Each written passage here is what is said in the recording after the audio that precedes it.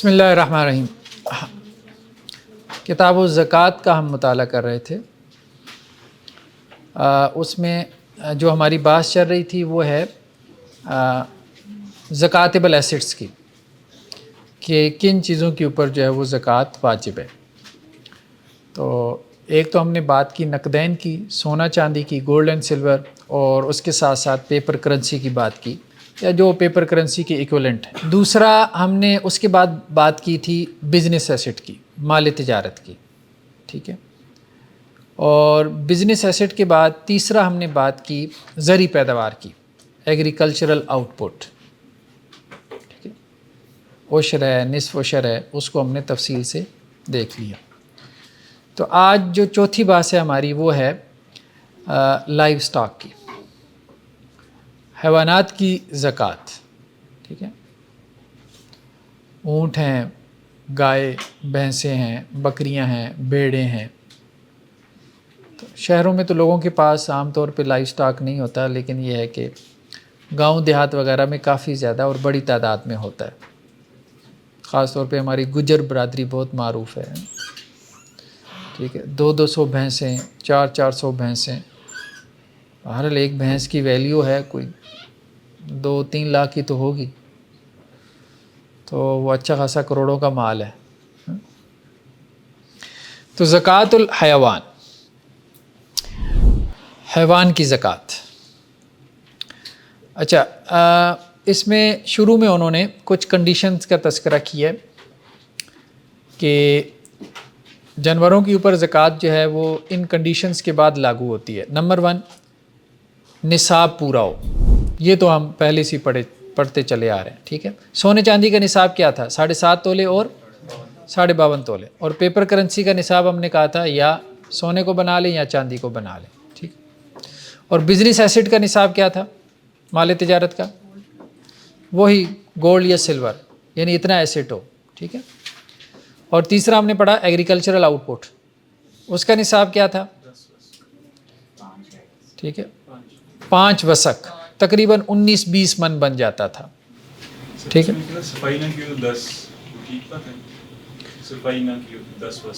نہیں بس ٹھیک ہے، اس کو چلائیں آپ، ہاں 5 وسق جو ہے۔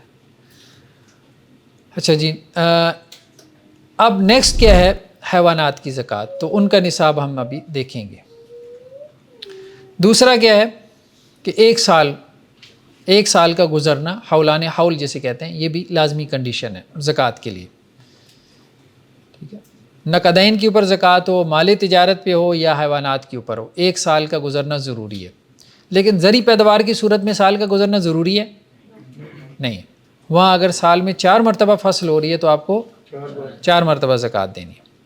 تیسری البتہ جو یہاں پہ ایک کنڈیشن ہے وہ کیا ہے کہ وہ جو جانور ہے وہ سائمہ ہو، ٹھیک ہے، تو پھر اس کے اوپر زکوٰۃ ہے۔ سائمہ سے مراد کیا ہے؟ سائمہ سے مراد یہ ہے کہ جو قدرتی چراگاہ ہوتی ہے نا، اس میں چرنے والا ہو۔ ایک جانور وہ ہے جو آپ نے گھر میں پالا ہوا ہے، جو گھر میں آپ نے پالا ہوا ہے، آپ نے اس کو کھل ڈالنی ہے، ونڈا ڈالنا ہے، پتہ نہیں کیا کچھ بھوسا ڈالنا ہے، وہ اچھا خاصا خرچہ آ جاتا ہے انسان کا، تو اس پہ زکوٰۃ نہیں ہے، وہ زکوٰۃیبل ایسٹ نہیں ہے۔ زکوٰۃیبل ایسٹ وہ ہے، وہ جانور ہے کہ جو قدرتی جو چراگاہیں ہوتی ہیں، یہ گھاس پھوس وغیرہ، اس کو کھا پی کے جو ہے وہ گزارا کر رہا ہو، جیسے ناردرن ایریاز میں یا گاؤں دیہات میں ہم دیکھتے ہیں، ٹھیک ہے۔ کون؟ فارمز تو بزنس ایسٹ ہے نا، اس کو تو علیحدہ کر دیں۔ دوستو یہ جو اپنی گجر فیملی 200-400 یہ سارے نکل جائیں گے بعد، وہ تو ہاں اس کی طرف آتے ہیں ابھی، ٹھیک ہے۔ یہ جو شرط ہے کہ وہ سائمہ ہو، ٹھیک ہے، یعنی جو قدرتی گھاس پھوس ہے وہ کھا پی کے اس کا گزارا چل رہا ہو، ٹھیک ہے۔ تو یہ جمہور کا موقف یہی ہے، سوائے امام مالک کے۔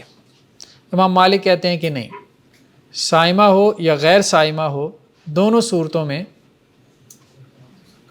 اس کے اوپر زکوٰۃ واجب ہے۔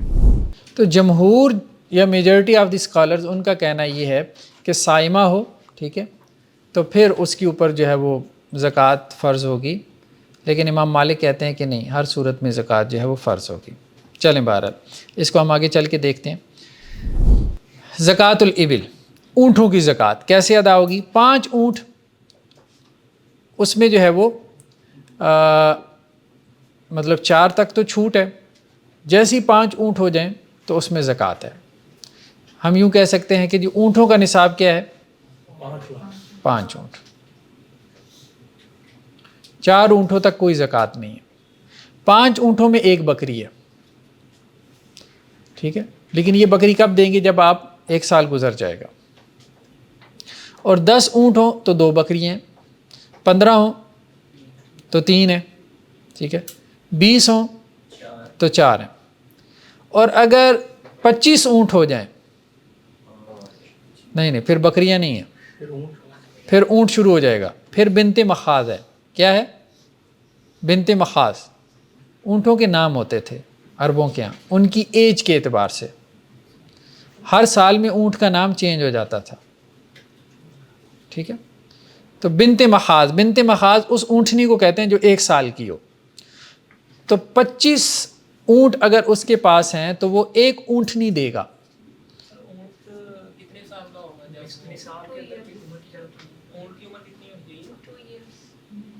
کون سے اونٹ کی عمر؟ وہ آگے بات آ رہی ہے، ابھی تو یہ ہے کہ 25 کا عدد بس ذہن میں رکھیں، ٹھیک ہے، 25 اونٹ ہیں تو اس کے اوپر سال کے بعد کیا ہے؟ 1 اونٹنی ہے، 1 سال کی، اس کو کیا کہتے ہیں؟ بنت مخاض، کم سے کم 1 سال کی۔ اور اگر 36 اونٹ ہو جائیں، کتنے؟ 36 اونٹ ہو جائیں تو پھر اس میں بنت لبون ہے، بنت لبون 2 سال کی اونٹنی، ٹھیک ہے۔ اور اگر 46 ہو جائیں، 46 اونٹ ہو جائیں تو اس میں حقہ ہے، حقہ 3 سال کی اونٹنی۔ اور اگر 61 اونٹ ہو جائیں تو پھر اس میں جزا ہے، جزا 4 سال کی اونٹنی۔ اور اگر 71 ہو جائیں تو اس میں پھر 2 بنت لبون ہو جائیں گے۔ حقہ 4 سال، حقہ 3 سال کی ہے، جزا 4 سال کی ہے، ہاں جی۔ اگر 61 ہو جائیں تو پھر جزا ہے۔ اور اگر 76 ہو جائیں، 76 میں 2 بنت لبون ہیں، اور پھر 91 کے اوپر 2 حقہ ہیں،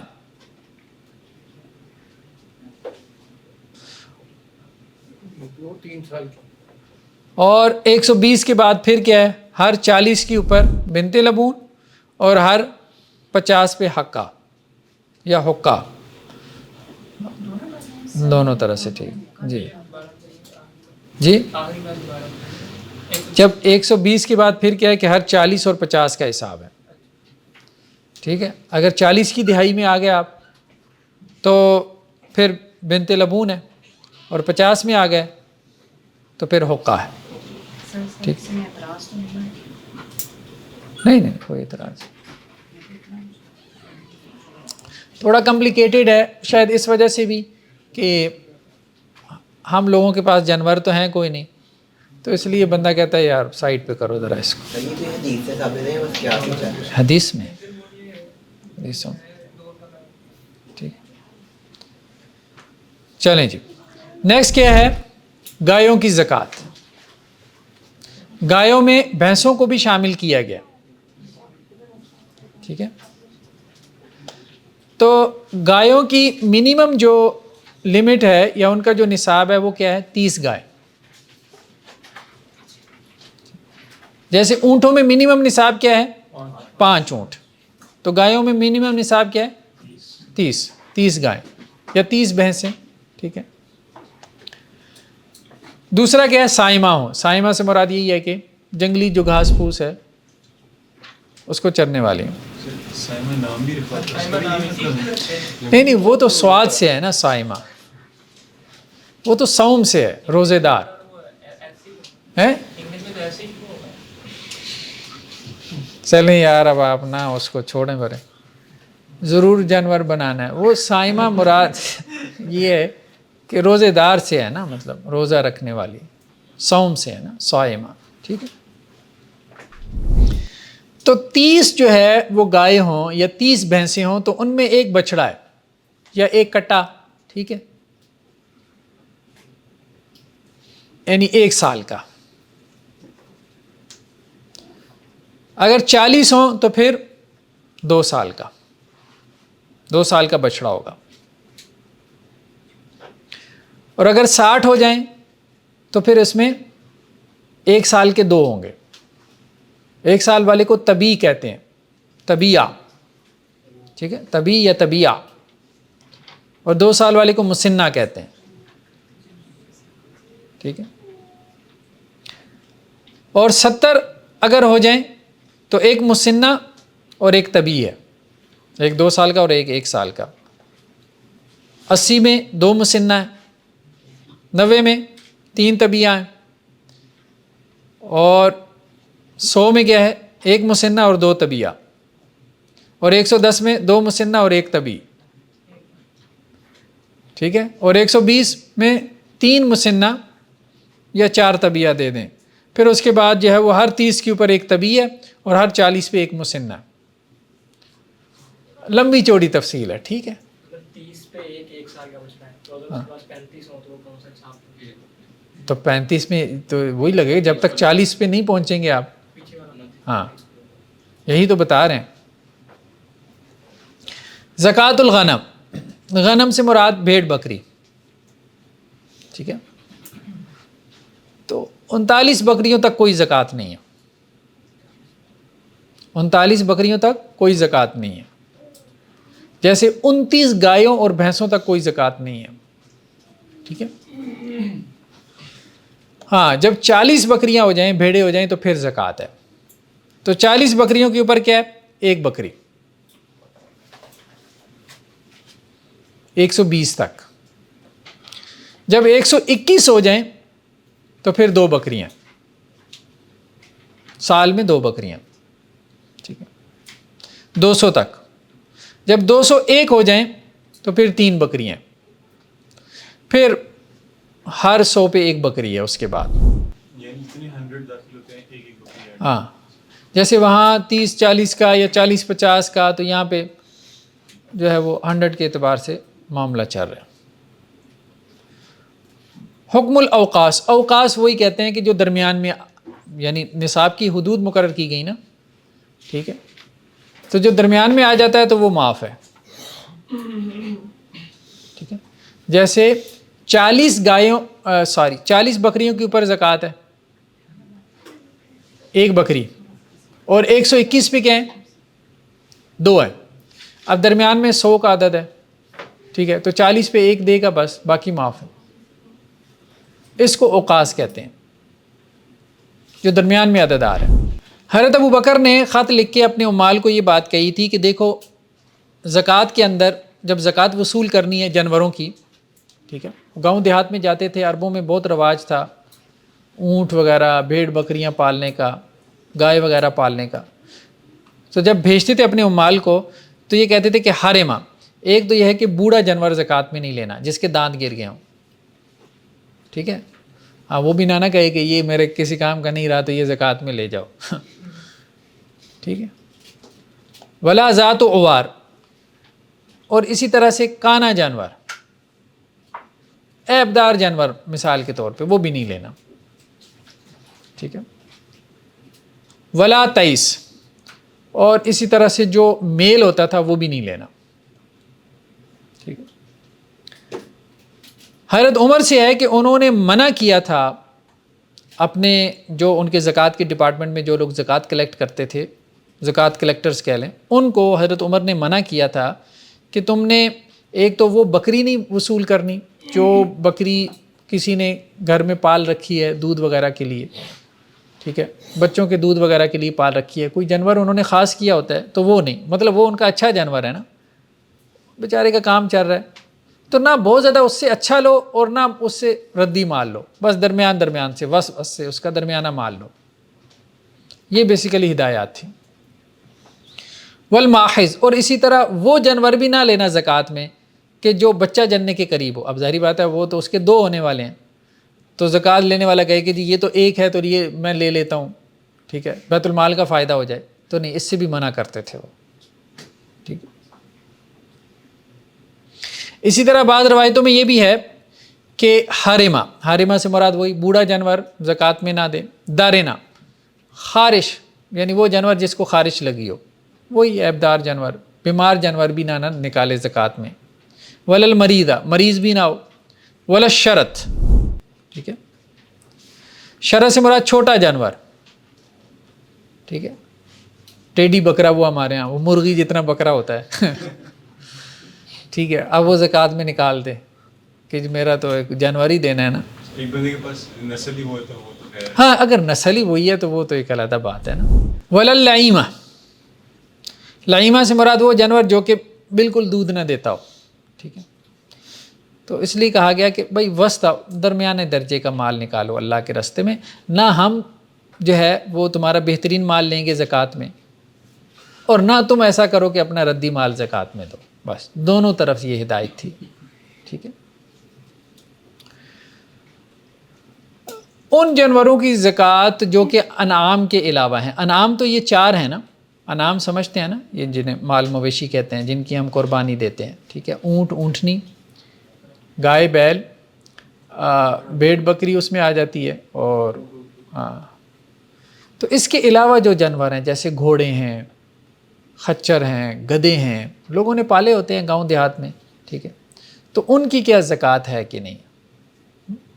تو اس میں فقہا کا موقف یہی ہے کہ ان کی زکوٰۃ نہیں ہے، کیونکہ ان کی زکوٰۃ کے بارے میں ہمیں کوئی تفصیلی ہدایت نہیں ملتی. ہاں ایک بات ہم نے پہلے کی تھی، وہ یہ تھی کہ اگر کوئی جانور ویلیویبل ایسٹ ہو تو پھر اس کے بارے میں زکوٰۃ کا سوچا جا سکتا ہے، لیکن عمومی طور پہ انعام کے علاوہ جو جانور ہیں ان میں زکوٰۃ نہیں ہے. کسی نے خچر، گدھے، گھوڑے پال رکھے ہیں تو اس میں زکوٰۃ نہیں. حضرت علی رضی اللہ عنہ سے ہے کہ اللہ کے نبی صلی اللہ علیہ وسلم فرمایا، میں نے تم سے گھوڑوں کی اور غلاموں کی جو زکوٰۃ ہے وہ معاف کر دی، اور ان میں کوئی زکوٰۃ نہیں ہے. ٹھیک ہے جی. سر وہ اپنے المحلہ کی ایک حدیث کا ہم وہ حاشیہ بھی پڑھایا تھا، اس کے اندر لکھا ہوا تھا انہوں نے حاشیہ میں کہ بعض بستی ایشیا کے ایسے ممالک ہیں جہاں پہ گھوڑا ہی استعمال ہوتا ہے دودھ کے لیے، مویشی گھوڑا ہی ہے وہاں پہ، تو پھر ان پہ بھی اجتہاد کیا جا سکتا ہے. ہاں ان پہ بھی اجتہاد کیا جا سکتا ہے.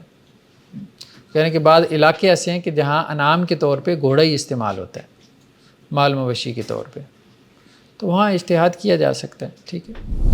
حضرت ابو ہریرہ سے ہے کہ اللہ کے رسول صلی اللہ علیہ وسلم سے گدھوں کے بارے میں سوال ہوا کہ کیا گدھوں پہ زکوٰۃ ہے؟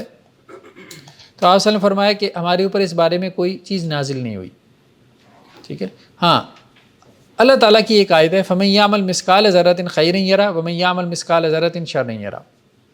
آپ صلی اللہ علیہ وسلم نے قرآن کی یہ آیت پڑھ لی کہ جس نے ذرہ برابر کوئی خیر کا کام کیا تو قیامت والے دن اس کو دیکھ لے گا، اور جس نے ذرہ برابر کوئی شر کا کام کیا تو قیامت والے دن وہ بھی اس کو دیکھ لے. اس سے کیا مراد ہے؟ یعنی اس نے گدھوں کی زکوٰۃ کے بارے میں سوال کیا، آپ صلی اللہ علیہ وسلم نے یہ آیت پڑھی، کیا مراد ہے؟ اس سے لنک کیسے کریں گے؟ کیا سمجھ آتی ہے؟ اس کا اظہار یہ تو اس سے مراد یہ ہے کہ وہ اگر ویلیو پہ اس میں تو دینی چاہیے، اگر نہیں ہے اگر وہ دے گا تو اس کی اچھی بات ہے کہ وہ عمل ضائع نہیں ہوگا اللہ تعالیٰ کے لیے. اصل میں یہ بات کہی گئی ہے کہ دیکھو اس پہ اللہ نے کچھ فرض تو نہیں کیا، لیکن اگر اس کو کوئی نیکی میں استعمال کر لو گے تو اس کا اجر تمہیں ملے گا. اس سواری کو کہیں نیکی میں استعمال کر لو، اس کا اجر تمہیں مل جائے گا. حضرت سلمان بن یسار سے ہے کہ اہل شام نے حضرت ابو عبیدہ بن جراح کو کہا کہ آپ ہمارے گھوڑوں پہ ہم سے زکوٰۃ وصول کریں.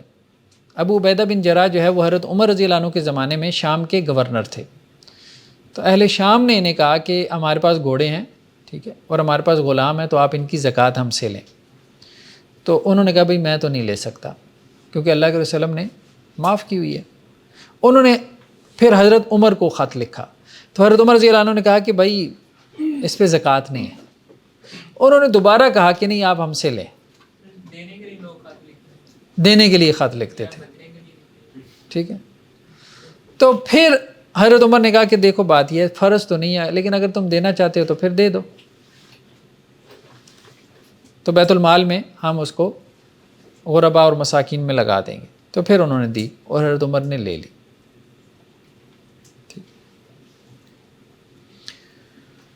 اچھا جی، زکوٰۃ الفصلان والعجول والحملان، مطلب جو جانوروں کے چھوٹے بچے ہوتے ہیں نا، ٹھیک ہے، اونٹنی کا بچہ ہے، گائے کا بچہ ہے، بھیڑ کا بچہ ہے، بکری کا بچہ ہے، تو ان کی زکوٰۃ.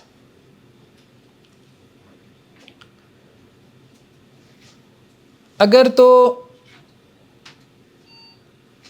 مطلب وہی بات جو ابھی آپ نے سوال کیا تھا، ہاں، کہ بچے جو ہے وہ کنسیڈر ہوں گے کہ نہیں ہوں گے. ٹھیک ہے، جب ہم کہہ رہے ہیں کہ 40 بکریوں کے اوپر زکوٰۃ ہے تو اب اس میں سے کوئی بچے بھی ہوں گے تو ان کو بھی آپ 40 میں شمار کریں گے کہ نہیں کریں گے. یہ اصل میں بات ہے، یہ اصل میں مسئلہ ہے. تو حضرت عمر رضی اللہ عنہ نے کہا تھا تعود علیہم سحلہ یحملها الراعی. حضرت عمر نے اپنے جو لوگ تھے عمال تھے ان کو یہ بات کہی تھی کہ سخلہ کہتے ہیں نو مولود بچہ، اس کو بھی شمار کرنا جس کو چرواہی نے اپنی گود میں اٹھایا ہوتا ہے، اس کو بھی کاؤنٹنگ میں شمار کرنا. ولا تاخذ، لیکن وہ لینا نہیں ہے. ہاں، مطلب 40 بکریوں کے اوپر زکوٰۃ ہے، کاؤنٹنگ میں وہ آ جائے گا، لیکن یہ نہیں ہے کہ وہ کہے کہ جی کاؤنٹ تو کر لیا تو اب زکوٰۃ میں یہی لے جاؤ. ٹھیک ہے، تو وہ لینا نہیں ہے. تو بچے بھی جو ہے یعنی جانور کے جو بچے ہیں وہ بھی کاؤنٹنگ میں آئیں گے. یہ جو ہے وہ امام مالک کی رائے ہے، یہی رائے جو ہے وہ زیادہ بہتر معلوم ہوتی ہے کیونکہ حضرت عمر رضی اللہ عنہ کا قول یہی ہے. ہاں، امام ابو حنیفہ اور امام شافعی یہ کہتے ہیں کہ نہیں، جو بچے ہیں نا ان کو اس وقت تک کاؤنٹ نہیں کریں گے جب تک کہ بڑوں کا نصاب پورا نہ ہو. یعنی بڑے جانور جب تک اس کے پاس نصاب کے برابر نہ ہو اس وقت تک بچے شمار نہیں ہوں گے. لیکن امام مالک کہتے ہیں کہ نہیں، بڑے اور بچے دونوں کو ملا کے نصاب پورا کریں گے. ٹھیک ہے، بات سمجھ رہے ہیں؟ فرق سمجھ میں آ رہا ہے؟ بڑے جانور سے مراد وہی ہے کہ جو ذرا تھوڑا سا بڑا ہو. بڑے اگر شامل نہ ہو کیا امام مالک یہ کہتے ہیں کہ چھوٹے جانور ہیں، بڑے جانور ہیں، بس آپ نے عدد پورا کرنا ہے، بھلے وہ چروائی کی گود میں بھی ہے، وہ بھی ایک جانور کاؤنٹ ہوگا. ٹھیک ہے. امام ابو حنیفہ اور امام شافعی یہ کہتے ہیں کہ نہیں، ایسا نہیں ہے، بڑے جانوروں سے نصاب پورا کریں گے، بڑے جانوروں سے، یعنی بڑے جانور ہوں آپ کے پاس. ہاں، بچوں کو نہیں، بچوں کو شمار نہیں کریں گے. ہاں، ایک دفعہ نصاب پورا ہو جائے تو پھر بچے شمار ہوں گے. ٹھیک ہے، بڑوں سے نصاب پورا ہو جائے تو پھر بچے اس میں شمار کر لیں گے آپ. مطلب یہ ہے کہ اس میں زکوٰۃ نکالنے کے اعتبار سے، زکوٰۃ نکالنے کے اعتبار سے. نیکسٹ کیا ہے ہمارے پاس؟ جانوروں میں جمع تفریق. یہ بڑا مسئلہ ہے کہ جانوروں میں جمع تفریق سے جو ہے وہ زکوٰۃ گھٹ جاتی ہے اور بڑھ جاتی ہے، خاص طور پہ جب پارٹنرز ہوں. ٹھیک ہے. سعید بن غفلہ سے روایت ہے کہ ہمارے پاس رسول اللہ صلی اللہ علیہ وسلم کی طرف سے ایک بندہ آیا زکوٰۃ کلیکٹ کرنے کے لیے، تو وہ ہمیں یہ کہہ رہا تھا ایک تو ہم دودھ پیتا بچہ نہیں لیں گے، ٹھیک ہے، اور دوسرا یہ ہے کہ ہم جانوروں کو جمع نہیں کریں گے اور علیحدہ بھی نہیں کریں گے تاکہ اس میں زکوٰۃ میں کمی بیشی ہو.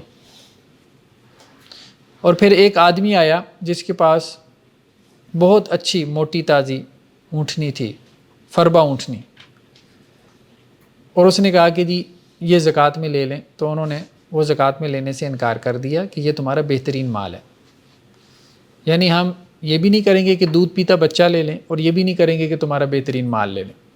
ٹھیک ہے. اور دوسری بات یہ کہی کہ ہم جمع بھی نہیں کریں گے اور جدا جدا بھی نہیں کریں گے. یہ ہوتا یہ تھا کہ جیسے قبائلی معاشرہ تھا, ایک گھر میں 4 بھائی ہیں, چاروں کے ڈھور ڈنگر آپس میں ملے جلے ہیں, ٹھیک. ایک گھر میں 3 بھائی ہیں, یا کچھ والد کا ہے یا کچھ کزنس کا ہے ایک باڑے میں, یا ویسے بزنس پارٹنرز بھی ہو سکتے ہیں آج کل جیسے فارمز وغیرہ میں, ٹھیک ہے. تو اب یہ جو ملا جلا مال ہوتا ہے اس کی زکوٰۃ آپ کیسے نکالیں گے؟ حضرت انس رضی اللہ عنہ کی بھی حدیث ہے جس میں انہوں نے کہا کہ جو تو متفرق مال ہے اس کو جمع نہیں کریں گے, اور جو جمع ہے اس کو جدا جدا نہیں کریں گے زکوٰۃ کے ڈر سے. اچھا, اس کی مثال کیا ہے؟ امام مالک نے اس کی مثال یہ دی ہے کہ 3 لوگ ہیں,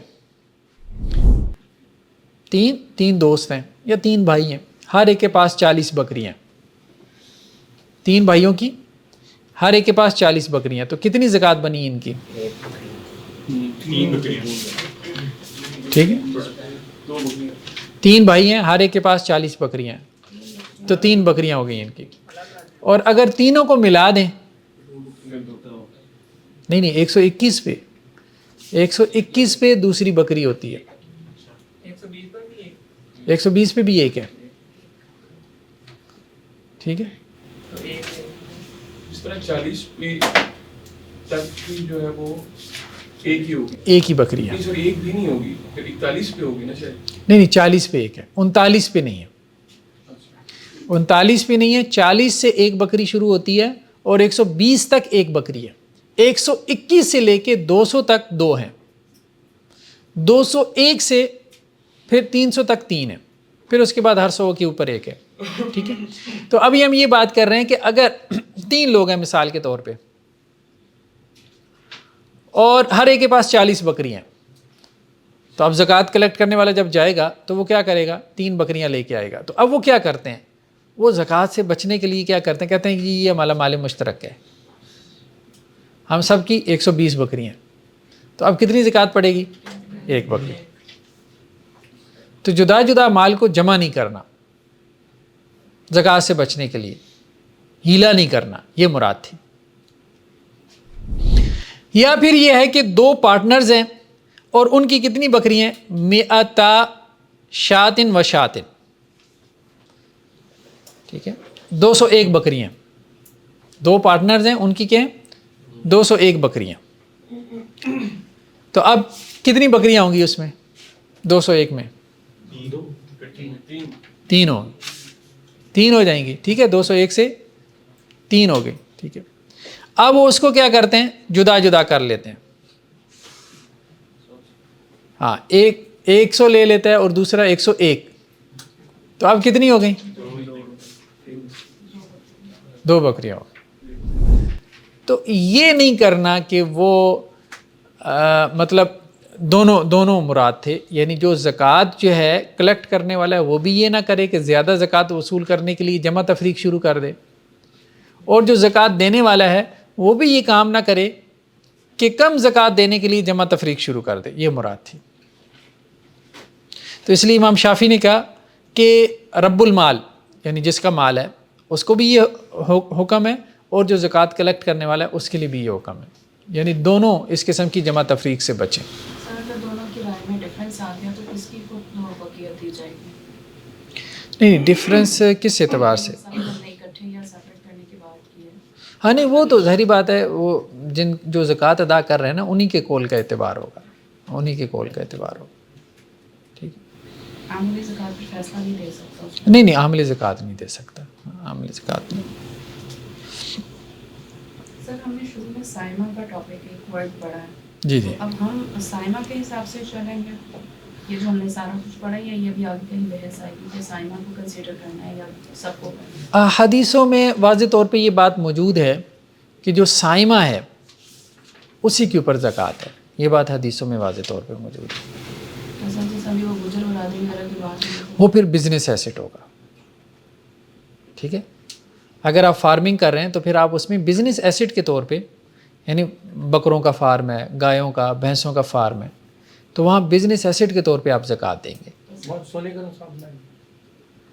ہاں ویسے بھینس کون سا سستی ہے. ادھر کا نصاب اور مقدار یہی ہوگی جو ہم یہاں پڑھے. کیا بزنس ایسٹ کے اعتبار سے سونے کا مقدار اور زکوٰۃ کا مقدار اور نصاب یہی ہوگا جانوروں پر؟ نہیں، جب آپ اس کو بزنس ایسٹ شمار کریں گے نا تو پھر بزنس ایسٹ کے اعتبار سے آپ اس کی زکوٰۃ دیں گے 2.5%. قیمت لگا کے ان کی قیمت لگوا کے یعنی 2.5%. ہاں 2.5% دیں گے نا آپ. سونے کی equal جب ہونے کے دیکھیں، مال تجارت میں ہم نے یہ بات کہی تھی کہ 2 طرح سے زکوٰۃ ادا کی جاتی ہے مال تجارت میں. ایک ایسٹ کے اوپر زکوٰۃ ہوتی ہے اور ایک پروڈکشن پہ ہوتی ہے. ٹھیک ہے، بعض اوقات آپ ایسٹ کی زکوٰۃ دیتے ہیں 2.5%. جیسے آپ کا کوئی پلاٹ ہے جو آپ نے رکھا ہوا ہے بزنس ایسٹ کے طور پہ، تعمیرات کے لیے نہیں، تو اب وہاں ایسٹ کے اوپر زکوٰۃ ہے. جب آپ اس ایسٹ کو استعمال کرتے ہیں، مینز آف پروڈکشن میں لے آتے ہیں، تو پھر پروفٹ کے اوپر ہوتی ہے زکوٰۃ، پروڈکشن کے اوپر ہوتی ہے. جیسے آپ نے کوئی رینٹ کار یا کوئی مکان کرائے پہ دے دیا تو اب کرائے کے اوپر ہے. ٹھیک ہے، تو بزنس ایسٹ میں جو زکوٰۃ ہے 2 طرح سے کیلکولیٹ ہوتی ہے. تو وہاں آپ نے یہ دیکھنا ہے کہ وہاں ایسٹ جو ہے وہ یوٹیلائز ہو رہا ہے یا ایسٹ مینز آف پروڈکشن کے طور پہ استعمال ہو رہا ہے. تو جب گائے بھینسیں وغیرہ جو ہے آپ نے ان کا فارم جو ہے وہ کھولا ہوا ہے، تو آپ اس میں کیا کر رہے ہیں؟ گائے اور بھینسوں کو مینز آف پروڈکشن کے طور پہ استعمال کر رہے ہیں. ٹھیک ہے، تو بیسیکلی تو وہ پیداوار ہے نا، تو اس پیداوار کے اوپر جو ہے وہ 2.5% ہوگی. ایسٹ نہیں ہوگا بدلی پہ وہ بیچتے بھی تو ہے نا. جی، آپ کون سی پیداوار کر رہے ہیں؟ جو وہ گائے بیچ رہے ہیں وہ یا دودھ جو بیچ رہے ہیں وہ؟ دودھ. ہاں، گائے بھینس کی پیداوار کیا ہے؟ دودھ ہے نا. تو وہ جو پروڈکشن ان کو حاصل ہو رہی ہے، ٹھیک ہے، اس کا 2.5% وہ زکوٰۃ دیں گے. اس میں پھر وہی ہے کہ وہ حساب لگائیں گے سال میں کتنا ہمارا مال تھا. گوشت کے کام کرتے ہیں. جی جی ان کو یہ ہوتے ہیں نا، ڈیری ہوتی ہے ایک دوسرا گوشت کے لیے جی. فارمنگ کرتے ہیں ان کا.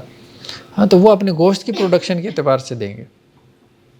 تو جو وہ پروڈکشن کر رہے ہیں، ہاں جو پروڈکشن وہ کر رہے ہیں نا، تو اس کا 2.5% دیں گے اپنی پروڈکشن کا.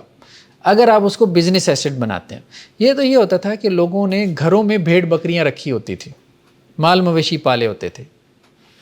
ٹھیک ہے، وہ ٹھیک ہے، بعض اوقات اس کو بیچ بھی دیتے ہوں گے. سر لیکن اب سر 200 بھینسیں کسی رکھی ہوں، سارا دودھ خود تو نہیں پیتا نا، وہ بیچتا ہی ہوگا ظاہر. ہاں، تو پھر وہ تو بزنس ایسٹ ہی بن گیا. لیکن دیکھیں وہ تو ایک قبائلی معاشرہ تھا نا. ٹھیک ہے، وہاں تو خیر بھینس ویسی بھی نہیں تھی، لیکن یہ ہے کہ اونٹ رکھنے کا رواج تھا اور بھیڑ بکریاں بہت زیادہ ہوتی تھیں، تو خاندان بھی بڑے بڑے ہوتے تھے. ٹھیک ہے، تو وہ عام طور پہ جو ہے وہ چیزیں استعمال میں ہو گئیں، نہ استعمال میں آئیں تو ادھر ادھر جو ہے وہ اس کی خرید و فروخت کر لی. تو یہ معاملہ تھا. جیسے ہم نے کہا نا دودھ جو ہے نا وہ پروڈکشن میں آتا ہے، کیونکہ جو آگے نسل چلتی ہے بچے جو ہیں وہ بھی بیچتے ہیں نا، پھر بڑے ہوتے ہیں وہ بھی پروڈکشن میں آئے گا. نہیں، بات سمجھ میں نہیں آئی.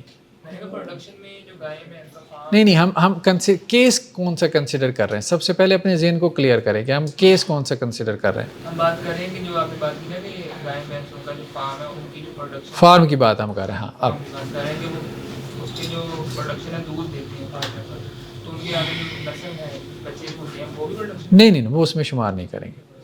دیکھیں جو آپ کا بزنس ہے نا، بیسیکلی آپ کا بزنس کیا ہے؟ دونوں چیزیں ہوتی ٹھیک ہے، آپ کا ڈیری فارم ہے. ٹھیک ہے، آپ کا ڈیری فارم ہے.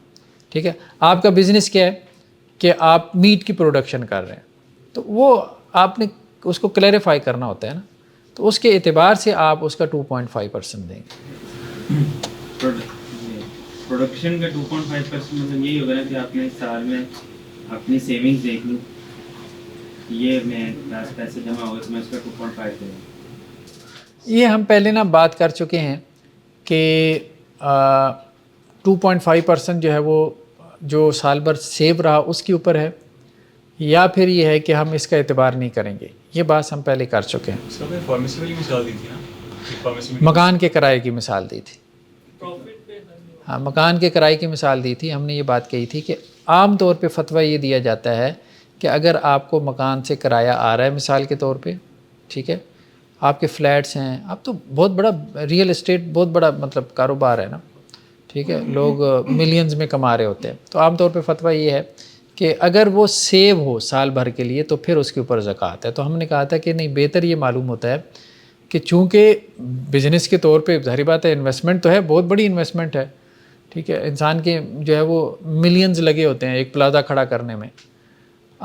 اب اس میں اگر زکوٰۃ یہ جو سونے کا نصاب ہے 7.5 تولے، اس کے برابر اگر آپ کو آمدنی ہو رہی ہے تو رینٹل جو آپ کی انکم ہے 7.5 تولے سونے کے برابر ہے، تو پھر آپ اس میں سے زکوٰۃ نکالیں. اس میں یہ مت دیکھیں کہ جی سال آپ کے بار وہ پڑا رہا کہ نہیں پڑا رہا.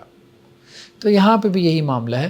چھوٹا موٹا بزنس ہے، ٹھیک ہے، انسان نے کھا پی لیا، استعمال کر لیا، وہ بات سمجھ میں بھی آتی ہے، اتنی انسان کی ضرورت زندگی ہوتی ہے. اب سونا جو ہے وہ 2 لاکھ سے اوپر ہے، ٹھیک ہے، تو 7.5 تولہ بھی 1.5 ملین بن جاتا ہے. تو 1.5 ملین جو ہے اگر آپ کسی بزنس سے کما رہے ہیں سال میں تو پھر اس سے زکوٰۃ دیں. یہی بات بہتر معلوم ہوتی ہے. 1.5 ملین مطلب ایک ہینڈسم اماؤنٹ ہے، سال بھر میں اتنا کما لینا، ٹھیک. ہاں اس سے کم ہو تو پھر ٹھیک ہے، بندہ نہ دے، کھا پی لیا اس نے، استعمال کر لیا، ٹھیک ہے، وہ بات سمجھ میں آتی ہے. ایسے بھی ہو سکتا ہے کہ دونوں چیزوں میں زکوٰۃ ہو، مطلب جیسے پراپرٹی ہے اس پہ ایسیٹ کے اوپر بھی زکوٰۃ بن رہی ہے اور اس کی پروڈکشن کے اوپر بھی زکوٰۃ بن رہی ہے، کہ وہ رینٹ بھی کما رہا ہے اور وہ اس کی ویلیو بھی بڑھی جا رہی ہے وہ اس جگہ کی. ایسا ہوتا تو ہے کہ آپ کسی چیز سے جو ہے وہ رینٹ بھی لے رہے ہیں اور اس کی ویلیو بھی بڑھ رہی ہو، لیکن ایک ہی چیز پہ 2 دفعہ زکوٰۃ فرض نہیں ہوتی. یہ چیز ہم نے ڈسکس کی تھی. تو ایک ہی ایسٹ کے اوپر زکوٰۃ ایک ہی مرتبہ فرض ہوگی یا ایک طریقے کے مطابق ہوگی، 2 طرح سے نہیں ہوگی. جی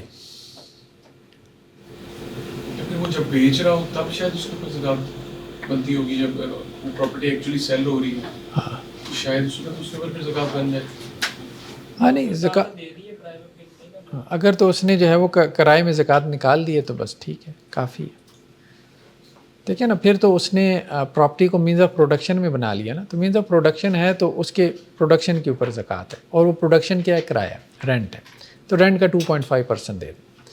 اگر مینز آف پروڈکشن میں نہیں ہے، بس پلاٹ رکھا ہوا ہے، وہ پلاٹ ہی اس نے بیچنا ہے، تو وہ خود اب ایسٹ ہے نا، تو اب ایسٹ کے اوپر زکوٰۃ کیلکولیٹ ہوگی.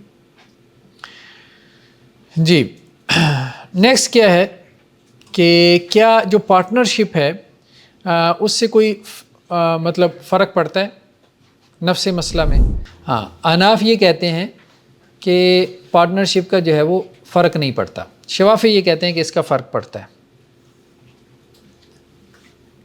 یہ وہی مثالیں جو ہم پہلے بھی جو ہے وہ دیکھ چکے ہیں کہ ایک آدمی جو ہے نا اس کی علیحدہ علیحدہ بکریاں کاؤنٹ کریں یا 2 کی اکٹھی کاؤنٹ کریں، تو اس اعتبار سے بہرحال فرق جو ہے وہ پڑ جاتا ہے.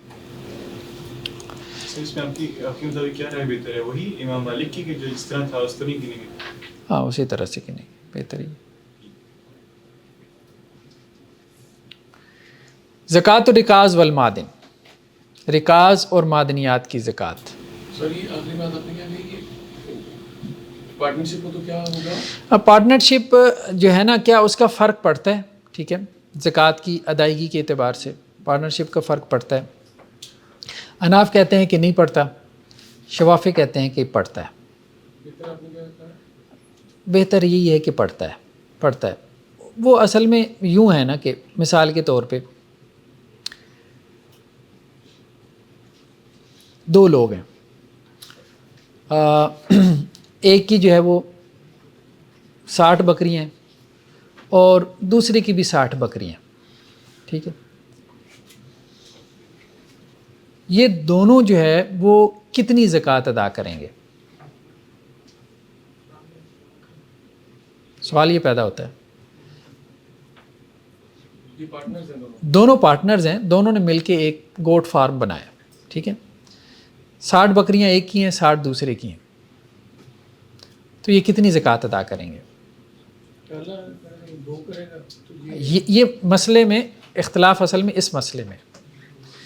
تو شوافی یہ کہتے ہیں کہ پارٹنرشپ کا اعتبار ہوگا. پارٹنرشپ کا اعتبار ہوگا، اس کا مطلب یہ ہے کہ 120 بکریوں کے اوپر زکوٰۃ ہوگی، اور وہ کیا ہے؟ 1 بکری. اناف جب یہ کہتے ہیں پارٹنرشپ کا اعتبار نہیں ہوگا تو وہ یہ کہتے ہیں کہ فرد کے اوپر زکوٰۃ ہوگی، یعنی زکوٰۃ مال کے اوپر ہوگی یا فرد پر ہوگی. تو اگر زکوٰۃ فرد کے اوپر لاگو کریں گے تو پھر ہر ایک نے اپنی اپنی زکوٰۃ ادا کرنی ہے، اور جب آپ زکوٰۃ مال کے اوپر لاگو کریں گے تو پھر مجموعی طور پہ آپ مال کی زکوٰۃ نکالیں گے، ہر فرد اپنی زکوٰۃ نہیں نکالے گا. آپ کی رائے کیا ہے؟ تو شوافی یہ کہتے ہیں کہ مال کی زکوٰۃ نکالیں گے آپ، یہی بہتر معلوم ہوتا ہے. اور احناف یہ کہتے ہیں کہ نہیں، ہر فرد اپنی زکوٰۃ نکالے گا. تو وہ فرق پڑ جائے گا نا، اس میں الٹیمیٹلی فرق پڑ جائے گا. پیچھے ہم بات کرتے آئے ہیں تین بھائیوں والی، وہ بھی تو اس میں حد تک طاقت داری ادھر الگ کر رہے ہیں، ادھر ہم ادھر کہہ رہے ہیں کہ نہ اکٹھا کر سکتے ہیں نہ الگ کر سکتے ہیں. اگر 3 بھائی ہیں اور ان کی 40 سال کی بکری ہیں تو وہ الگ الگ دیں گے. وہاں پر ہم کہہ رہے ہیں کہ وہ نہیں وہ تو ہم حدیث کو دیکھ رہے تھے نا، فقہا کی رائے تو مختلف ہو جاتی ہے نا، وہ تو پھر حدیث کی مختلف طرح سے تعبیرات کرتے ہیں نا، سب ایک طرح سے اس کو نہیں لیتے. ٹھیک ہے، امام شافعی یہ کہتے ہیں کہ یہ ہدایات دونوں کے لیے ہیں، یہ جو حدیث میں ہدایت تھی یہ دونوں کے لیے. کس کے لیے؟ زکوٰۃ کلیکٹ کرنے والے کے لیے بھی اور جو صاحب مال ہے، جو رب المال ہے، اس کے لیے بھی. احناف یہ کہتے ہیں کہ نہیں، یہ زکوٰۃ کلیکٹ کرنے والے کے لیے، رب المال کے لیے یہ ہدایت نہیں. تو وہ اس طرح سے اس حدیث کی تعویل کر کے اس سے نکل جاتے ہیں. امام مالک کا اس میں کیا رائے تھی؟ وہ پہلے پڑھی تھی وہ تھی؟ امام مالک جو ہے وہ انہوں نے کہا ہے کہ جی جانوروں کے معاملے میں تو وہ امام شافعی کے ساتھ ہیں، باقی دوسرے معاملات میں وہ ان کے ساتھ ہیں، احناف کے ساتھ ہیں. یہاں پہ کچھ الفاظ ہیں انہوں نے کہیں پہ ذکر کیے ہیں، بہرحال وہ پیچھے دیکھنے پڑیں گے. سر ان کا موقف ہے کہ مویشیوں میں شریک زکوٰۃ کے ضمن میں ایک مالک کی مانند باور موقف، شراکت کا کوئی اثر نہیں. ہاں وہی نا، وہی جو امام شافعی کا موقف ہے. نیکسٹ کیا ہے؟ رکاز اور معدنیات کی زکوٰۃ.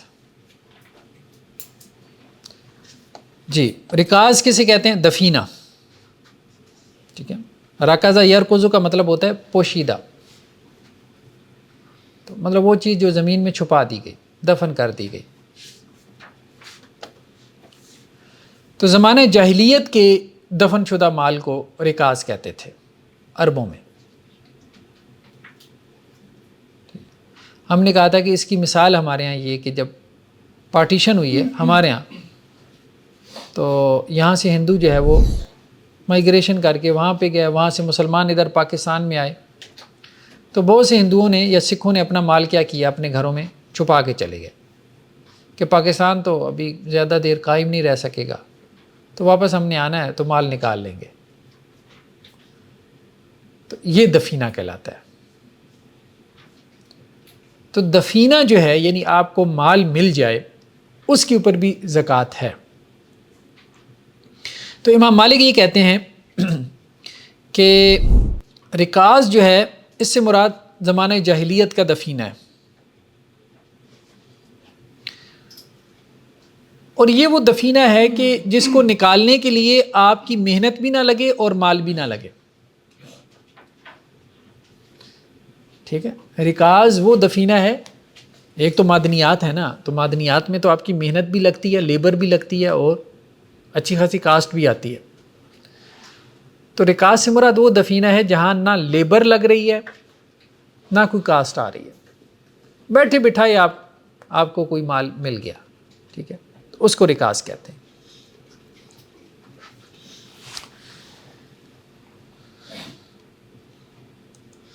اور معدنیات کا لفظ عدن سے ہے. ٹھیک ہے، عدن کا معنی ہوتا ہے مطلب کسی چیز کا کسی جگہ قیام کرنا. تو معدنیات مطلب وہ چیزیں جو زمین میں پڑی ہوئی ہیں ان کو معدنیات کہتے ہیں. ٹھیک ہے، تو امام احمد کا کہنا یہ ہے کہ جو کچھ زمین سے نکلے اس سب میں زکوٰۃ ہے. جو بھی زمین سے نکلے، سونا ہے، چاندی ہے، لوہا ہے، تانبا ہے، سیسا ہے، یاقوت ہے، ٹھیک ہے، فیروزہ ہے، عقیق ہے، ایون کہ سرما ہے، پیٹرل ہے، ٹھیک ہے، تارکول ہے، کچھ بھی ہے، جو بھی زمین سے نکلے، پتھر ہے، تو امام احمد یہ کہتے ہیں کہ اس میں ज़कात है। कीमती पत्थर हाँ वो तो पहले हमने पढ़ा था, सब मुतफिक हैं उस पर ज़कात नहीं नहीं। नहीं, अभी हम मादनियात की बात कर रहे हैं, मादनियात की बात कर रहे हैं, ठीक है। वो ये है कि उसने रखा हुआ है, उसका मालिक है। वो पहले बहस और थी कीमती पत्थरों की, अब यह है कि निकला है, ठीक है। उनका निसाब क्या होगा? अभी आ रहे हैं, अभी हम आ रहे हैं आगे। इमाम अबू हनीफा ये कहते हैं कि नहीं, हर मादनियात के ऊपर ज़कात नहीं है, बल्कि सिर्फ उन चीज़ों के ऊपर ज़कात है कि जिनको हम आग में पिघला सकते हैं, यानी ऐसी धातें जो आग में पिघलाई जा सकें, उनके ऊपर ज़कात है। हाँ, सोना, चांदी, लोहा, तांबा, और जो लिक्विड फार्म में हमें मिलती हैं जैसे पेट्रोल है, उस पे ज़कात नहीं है। या जो सॉलिड फार्म में है लेकिन पिघलाई नहीं जा सकती जैसे याकूत है, तो उन पे भी ज़कात नहीं है। यानी इमाम अबू हनीफ़ा ने सिर्फ धातों के ऊपर जो है वो ज़कात की बात की है। असल में उस दौर में फ़ुक़हा के ये अक़वाल, इसके पीछे बेसिकली साइंस यही होती थी कि कौन सी चीज़ वैल्यूएबल है, कौन सी नहीं है। तो वो अपने अपने पर्सपेक्टिव में, अपने अपने एतबार से वैल्यूएबल चीज़ों के ऊपर ज़कात का हुक्म लगा देते थे, बाकियों के ऊपर नहीं लगा देते थे। तो इस तरह से मतलब वैल्यूएबल चीज़ें भी ज़ाहिर बात है वक़्त के साथ साथ उनकी डिमांड घटती बढ़ती रहती है, तो उनकी वैल्यू भी जो है वो ऊपर नीचे होती रहती है। इमाम मालिक और इमाम शाफ़ी ये कहते हैं कि सिर्फ़ जो है वो सोने और चांदी के ऊपर ज़कात है। इमाम मालिक, इमाम शाफ़ी ने तो ज़मीन में से जो निकल रहा है उसमें सिर्फ सोने चांदी पे ज़कात लगाई है। इमाम अबू हनीफ़ा थोड़ा आगे चले गए हर किस्म की धातों के ऊपर, और इमाम अहमद बिन हंबल ने कहा भाई जो भी निकल रहा है उसकी ज़कात दो, तुम्हें तो मुफ्त में मिल रहा है। कौन सी राय कौन सी राय? इमाम अहमद बिन हंबल की राय, इमाम अहमद बिन हंबल की राय, ये हर चीज़ पे हो, हर चीज़ के ऊपर ज़कात ये दो। बेहतर है। हाँ, यही बेहतर मालूम। सही है। जो मादनी सहाय होते हैं तो गवर्नमेंट के पास होते हैं, वो फिर गवर्नमेंट हुकूमत निकालती है इसमें से। हाँ, हुकूमत फिर उसको गुरबा और मसाकीन के मसारिफ में ख़र्च करेगी ना। अब तो खैर हुकूमत ख़ुद मुस्तहिक़ ज़कात है। किसी का कुआं निकला तो हुकूमत ले जाती है, बेचारे का नुकसान ही हुआ है ना, हक मारा गया। ऐसे ही है, ऐसे आगे बात आ रही है, ठीक है जी। तो इमाम अहमद बिन हंबल ने ये बात कही है कि इसका जो निसाब है ना, निसाब वही है सोने चांदी वाला। भाई थोड़ा बहुत सोना चांदी निकल रहा है बस ठीक है, वो एंजॉय करे, लेकिन ये है कि कोई 7.5 तोले निकला है तो अब उसमें से ज़कात दे, ठीक है, ये मुराद है। तो निसाब क्या है? वही जो सोने चांदी का निसाब। क्लियर है? और इसमें साल की शर्त भी नहीं है, साल की शर्त भी इसमें नहीं है। यानी जब भी निकलेगा उसकी कीमत लगा के 2.5% निकालेगा, प्रोडक्ट पे हुए 2.5% निकालेगा। निसाब उसका वही है जो सोने चांदी का है, साल गुजरने की शर्त नहीं है। 2.5% आप उसका निकालेंगे। दोनों पर दफीना और मादनियात दोनों पर सेम। हाँ, अभी हम बात कर रहे थे मादनियात की, ठीक है, अभी मादनियात की बात कर रहे थे। तो मादनियात में एक तो ये है कि इमाम मालिक और इमाम शाफ़ी ने कहा कि सिर्फ सोने चांदी पे ज़कात है, और निसाब क्या है? वही सोना चांदी है, साल गुजरने की शर्त नहीं है, 2.5% देगा। इमाम अबू हनीफ़ा ने कहा कि नहीं, सारी धातें शामिल कर लो, ठीक है। इमाम अहमद बिन हंबल ने कहा कि नहीं, हर चीज़ शामिल कर लो। क्लियर हो गई बात? और है 2.5%, ठीक है। मसरफ़ क्या है इसका? आइम्मा सलासा ये कहते हैं कि इसका मसरफ़ जो है ना वो ज़कात के मसारिफ़ है, वो हम आगे चल के पढ़ रहे हैं, यानी मुस्तहिकीन ज़कात में ये रकम ख़र्च होगी। इमाम अबू हनीफ़ा कहते हैं कि नहीं, ये मालिफ़ है कि मसारिफ़ है, और मालिफ़ है जो है वो ज़रूरी नहीं कोई ज़कात का मुस्तहिक हो, किसी को भी आप दे सकते हैं। फिर हुकूमत से कर। हाँ जी। तो इसमें हदीसें जो है हज़रत अबू हुरैरा से रवायत है कि अल्लाह के नबी सल्लल्लाहु अलैहि वसल्लम ने फरमाया, अल अजमाओ जरह व जुबार, अगर कोई जानवर किसी को ज़ख्मी कर दे तो उसकी कोई दियत नहीं है। लेकिन ज़ाहिर बात है ये जानवर जो है ये नहीं कि اس میں اس کی کوتاہی شامل ہو. کوتاہی اگر ہوگی تو پھر وہ پکڑا جائے گا. بغیر کوتاہی کے ایک بندی کی کوتاہی نہیں ہے, اس نے تو اپنا جانور باندھ کے رکھا تھا نا, اب وہ جانور رسی توڑا کے بھاگ نکلا, ٹھیک ہے, تو جب بھاگ نکلا تو اب اس نے کسی کا نقصان کر دیا. جیسے قربانی کے دنوں میں ہم دیکھتے ہیں کہ جانور وہ ذبح کرنے کے لیے لٹاتے ہیں اور 4 محلے جو ہے وہ گھماتا ہے. اب کسی کی گاڑی کے شیشے توڑ دیے, کسی کا کیا نقصان کر دیا. تو اگر تو اس میں مالک کی کوتاہی ہے, ٹھیک ہے, تو پھر تو نقصان مالک پورا کرے گا. جیسے کوئی کتا ہے, اب اس نے اس کو پکڑ کے نہیں رکھا ہوا, جکڑ کے نہیں رکھا ہوا, اس کو کھلا چھوڑ رکھا ہے, وہ کسی کو کاٹ لے تو یہ نقصان تو پورا کروایا جائے گا. لیکن اگر اس میں مالک کا قصور نہیں ہے, جانور ہے, ظاہری بات ہے, اب جانور تو جانور ہے نا, ٹھیک ہے. تو الاجماع جرح و جبار, جانور اگر کسی کا نقصان کر دے تو اس میں کوئی دیت نہیں ہے بشرطے کہ مالک کی کوتاہی نہ ہو. والبئر و جبار, اگر کسی نے کنواں کھودا, اپنی ضرورت کے لیے کنواں کھودا, کسی کو گرانے کے لیے تو نہیں, اب کوئی اس میں گر گیا تو دیت نہیں ہے, ٹھیک ہے. والمعدن و جبار, اسی طرح جو معدنیات ہیں, ٹھیک ہے, کانے ہیں, ان کانوں میں اگر کوئی, جیسے مزدوری کے لیے کولے کی کان میں لوگ جاتے ہیں, مزدوری کے لیے جاتے ہیں, اب اس میں کوئی دب کے مر گیا تو اس کی دیت نہیں ہے. وہ ایک حادثہ ہے اللہ کی طرف سے, اس بندے کا تو کوئی قصور نہیں ہے نا. ہاں اگر اس کا کوئی قصور نکلتا ہو, جسے ہم کہتے ہیں جی SOPs کے مطابق اس نے نہیں جو ہے وہ سارا وہ کام کیا, تو پھر تو وہ پکڑا جائے گا نا, پھر وہ پکڑا جائے گا. اب اس حدیث میں آگے کیا ہے, وہ پھر رکاز الخمس, اور رکاز میں کیا ہے, خمس ہے. رکاز سے مراد دفینہ, اس میں 20% ہے, خمس 5واں حصہ, یعنی 20% آپ نے نکالنا ہے, 80% آپ کا. بھئی آپ کو تو فری میں ملا ہے نا, مفت میں مل گیا, اللہ کا مال ہے, ٹھیک ہے, تو اس میں سے 20% جو ہے وہ آپ نکال دیں. جی کسی کو 1 کروڑ کا ملا 20 لاکھ نکال دیں. ہاں 1 کروڑ کا دفینہ ملا ہے تو اس میں سے 20 لاکھ نکالے ہیں. پہلے 2.5% آپ نے وہ معدنیات کے بارے میں, وہ معدنیات کا تھا. معدنیات میں جو پرسنٹیج ہے 2.5% ہے, اور رکاز میں کیا ہے 20% ہے, ٹھیک ہے. تو رکاز اور معدنیات میں فرق سمجھ میں آ گیا نا. تو رکاز دفینہ ہے اور معدنیات معدنیات ہیں. اس کی بھی مدت نہیں ہے سر, مدت نہیں ہے. ہاں اس کی بھی مدت نہیں ہے. جی رکاز کا نصاب بھی وہی ہے جو مطلب اس کا ہے عام سونے چاندی کا نصاب. 7.5 تولے سونے کے میں 20% دینا پڑے. ہاں 7.5 تولے, اس پہ 2.5% ہے. اس پہ معدنیات پہ 2.5, کیونکہ معدنیات میں آپ کی لیبر لگ رہی ہے, آپ کی کاسٹ آ رہی ہے. دفینہ وہ ہے کہ جو آپ کو مل گیا, آگے ہم مثالیں پڑھیں گے, کھڑے کھڑے مل گیا, ٹھیک ہے. یہ ون ٹائم سر یہ جو ون ٹائم ہے, یہ ون ٹائم ہے. ملنے سے سر آپ کو لگا کہ کو سڑک پر جاتے ہیں پیسے لیتے ہیں, وہ سیدھا نہیں آئے گا.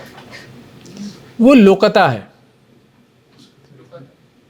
گری پڑی چیز مل جانا. اس کا لاگو کرنا ہے. جی ہاں لوکتا کا حکم الگ ہے, گری پڑی چیز کا مل جانا, ٹھیک ہے. اس میں یہ ہے کہ 1 سال تک اعلان کرے, اس سے اچھا اٹھائے گا. اس سے اچھا اٹھائے نا, یہی بات ٹھیک ہے. ہاں لیکن ایک بات ہے, ایک بندہ آیا آپ سلم کے پاس اور کہنے لگا کہ جنگل میں بکری ہے, پتہ نہیں کس کی ہے. تو آپ سلم فرمایا لے لو, تو نہیں لے گا تو بھیڑیے کی ہے. تو اگر مال ضائع ہونے کا اندیشہ ہو تو پھر لے لیں, ٹھیک ہے. دوسری بات یہ ہے, نہیں دیکھیں اس میں اور چیز ہے نا, وہ تو جنگل کی بات ہو رہی ہے نا. یہاں پہ یہ ہے کہ عموماً کسی کی چیز گرتی ہے نا تو وہ اپنے الٹے پاؤں ڈھونڈتا ہوا وہاں پہ واپس آتا ہے, ٹھیک ہے. ایک امید ہوتی ہے, ٹھیک. تو اگر تو آپ نے اس لیے اٹھائی ہے کہ چلو کوئی اور اٹھائے گا تو اپنی جیب میں ڈال لے گا, میں کم از کم اعلان کروا دوں گا, تو وہ ایک علیحدہ بات ہے, اس نیت سے اٹھا لیں, کوئی حرج نہیں. سر اعلان 1 سال اعلان کس طرح کرنے ہیں, یعنی کہ روزانہ اٹھ کے نہیں اشتہار لگا دے وہاں پہ, ٹھیک ہے. ہاں آج کل تو آسان ہے. سوشل میڈیا پہ چلیں جی بھارت. پچھلی بات سے اگر کوئی جانور نقصان کرتے ہیں تو اس کا کچھ کیلکولیشن ہے وہ کس طرح دینا ہوگا؟ ہاں کیلکولیٹ کریں گے، وہی ظاہری بات ہے کورٹ کیلکولیٹ کرے گی کہ کتنا اس نے نقصان کیا ہے، تو اس نقصان کے پورا دینا ہوگا۔ ہاں وہ اس کو پے کرنا پڑے گا۔ سر یہ بھی ذرا کمپلیٹ کرتے جائیں کہ وہ جو اشتہار وہاں پر پھر لگا کے چلا جائے، اٹھا کے لے جائے، اور اگر وہ اس سے کانٹیکٹ کر لیں تو ٹھیک ہے، سال تک ویٹ کریں۔ 1 سال تک ویٹ کرے، اس کے بعد وہ اس کی ہے، ٹھیک ہے۔ ایک سال سے پہلے استعمال نہیں کر سکتے؟ 1 سال سے پہلے اپنے پاس رکھے، ٹھیک ہے، اس کا مالک آ جائے تو مالک کو واپس کر دے نشانیاں پوچھ کے، حدیثوں میں تو یہی ہے۔ اگر نوٹ ہے تو ان کے نمبر ہوتے ہیں۔ نہیں ظاہری بات ہے، نوٹ کی نشانی ہوتی ہے، کوئی نہ کوئی پرانے نوٹ تھے، نئے نوٹ تھے، یہ تھا وہ تھا۔ جانور کی وجہ سے کوئی جانی اور مالی نقصان اس میں کیا؟ جی جانور کی وجہ سے کسی کا جانی نقصان ہو جاتا ہے؟ ہاں ظاہری بات ہے، کسی کا جانی نقصان بھی ہوا ہے نا، تو اگر اس کی کوتاہی شامل ہے، گھروں میں شیر پالے ہوئی ہیں، ٹھیک ہے، پر ٹھیک ہے پال رکھیں، آپ اس کو باہر گلی میں چھوڑ دے تو کسی کو مار دے تو آپ اس کی دیت تو دے گا وہ۔ قتل خطا کاؤنٹ ہوگا جب دیت دے رہا ہو؟ اگر جان بوجھ کے چھوڑا تو پھر تو قتل عامد ہوگا، ٹھیک ہے، تو پھر تو قصاص ہوگا۔ جی سر اگر کوئی ایسی چیز ہے جس کے 1 سال کا ویٹ نہیں کیا جا سکتا جو بھی ملی ہے، ہاں یعنی کوئی بھی چیز جو جس کے ضائع ہونے کا خدشہ ہے، ضائع ہونے کا خدشہ، ہاں پھر ٹھیک ہے، پھر اگر ضائع ہونے کا اندیشہ ہو تو پھر اس کو اپنے استعمال میں لے آئیں۔ ہاں کھانے پینے کی چیز ہے، ٹھیک ہے، پھر سال کا ویٹ نہیں کرنا بس اس ہاں اپنے استعمال میں لے آئیں۔ حدیث بھی ہے نا کہ گائے بکری کا اسے چارہ ڈالتے ہو اس لیے اس کا دودھ استعمال کرو۔ جی تو رکاز میں کس میں زکوٰۃ ہے، ٹھیک ہے، معدنیات میں تو ہم نے پڑھ لی نا چاروں ائمہ کی رائے، ٹھیک ہے، تو رکاز میں کس میں زکوٰۃ ہے؟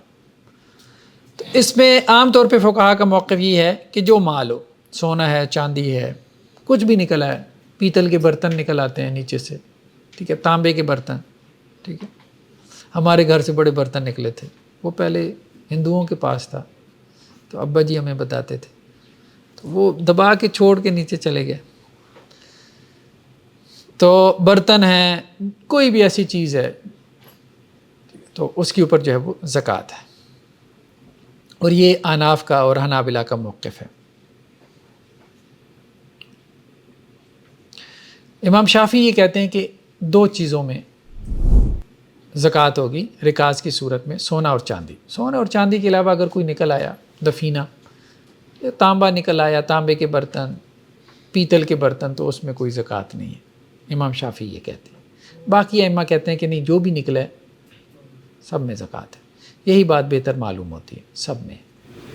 سر امام شافعی اسی چیز کو لے رہے ہیں کہ جو سونے اور چاندی سے، ہاں سونے اور چاندی، یعنی کہ جو قرآن پاک کی جنرل آیت ہے کہ من الارض یا کہ زمین کے اندر سے جو ہے وہ باقی ان سے لے رہے ہیں قرآن پاک۔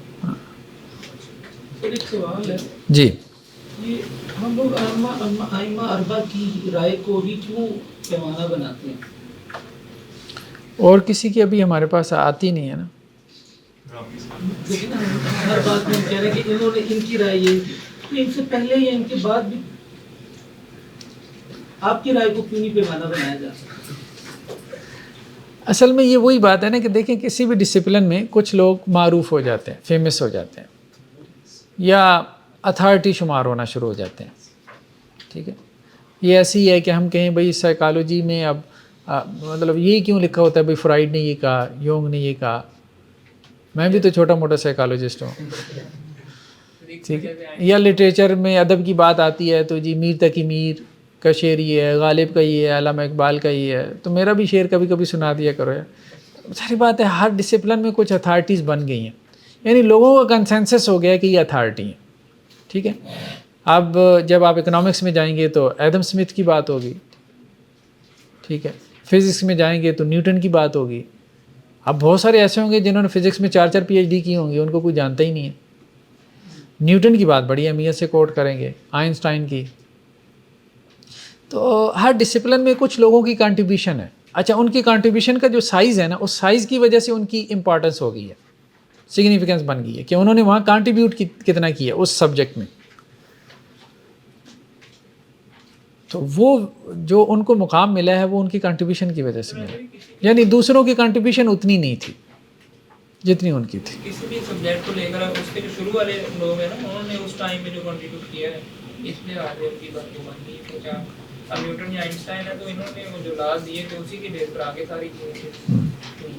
बाकी ये है कि ज़रूरी नहीं है कि हम 4 तक महदूद रहें, 8 बयान कर लें। आम तौर पे जब आप एडवांस लेवल पे जाके फ़िक पढ़ते हैं तो वहाँ 4 का जिक्र नहीं होता, वहाँ 13, 14, 15, 20 भी चलती हैं। तो हम सहाबा को क्यों नहीं बनाते?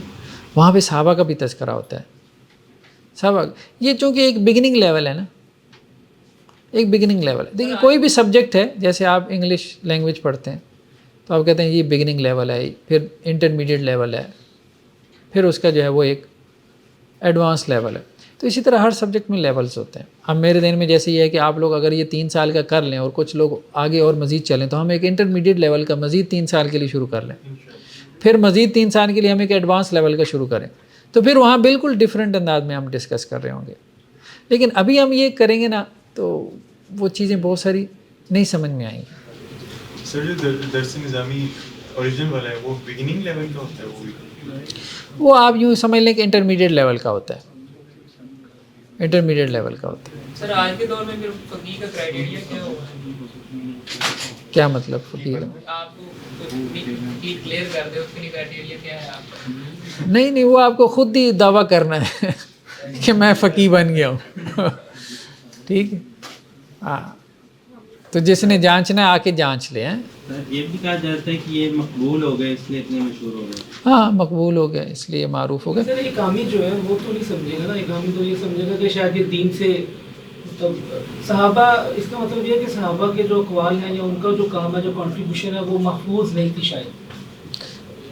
आप यूँ कह लें कि उस तरह से महफूज नहीं हुई जैसे हाँ इनकी महफूज होगी। लेकिन यहाँ हमारे यहाँ भी अब देखें ना, ये आम तौर पे फ़िक़्ह सुन्ना में भी सहाबा के अक़वाल तज़किरा करते हैं, कर जाते हैं, लेकिन बाकायदा एक यूँ कहेंगे ना जी, जिस तरह से बाद में आने वाले फ़ुक़हा ने काम किया उसको मौजू बहस बना के उसमें जो निखार पैदा किया।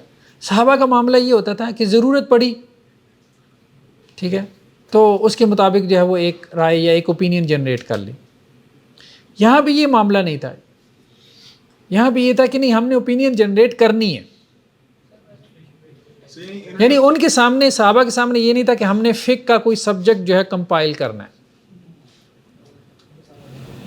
उनके सामने फ़िक़्ह का कॉन्सेप्ट इस तरह था कि एक बड़ी क्लियर सी फॉर्मुलेशन होगी। हाँ नहीं, इस तरह से नहीं, हाँ इस तरह से नहीं था। बहुत सिंपल से कॉन्सेप्ट थे सहाबा के सामने, ना उसूल फ़िक़्ह था ना फ़िक़्ह था। बस ये है कि एक मसला आया और जो किताब व सुन्नत से उनके सामने था उन्होंने उस पर एक ओपिनियन दे दी, बस एक ज़रूरत के तहत।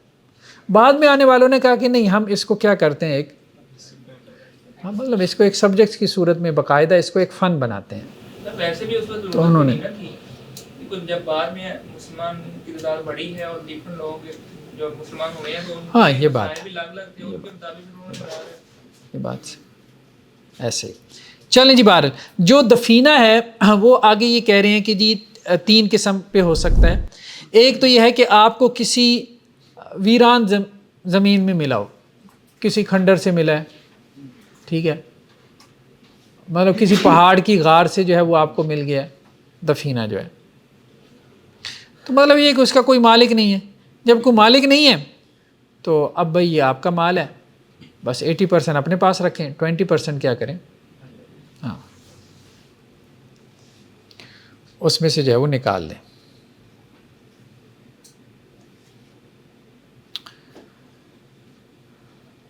एक रवायत में कि आप सल्लम से लुकता के बारे में सवाल हुआ, यानी गिरी पड़ी चीज़, तो आप सल्लम फरमाया देखो अगर तो ऐसी जगह पे तुम्हें मिली है जहाँ लोग आ जा रहे हैं, आबाद जगह है, ठीक है, तो फिर तो 1 साल तक ऐलान करो।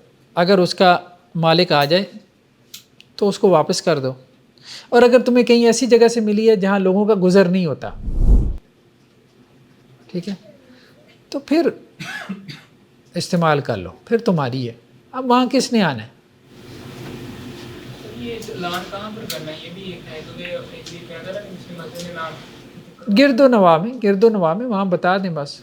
हाँ तो हमारे लाउड स्पीकर मस्जिदों नहीं होते हैं, लोग वहाँ पर ही ऐलान करवाते हैं। हाँ नहीं मतलब आपको जहाँ पे जैसे किसी बस स्टेशन पे मिली है तो बस स्टेशन में वहाँ जहाँ आप खड़े हैं तो वहाँ ज़ाहिर बात है जो भी है वो ہاں ٹکٹ کاؤنٹر والے ہیں یا اور ہیں وہاں پہ، تو ان کے ذریعے سے کوئی اعلان اناؤنسمنٹ کروا دیں.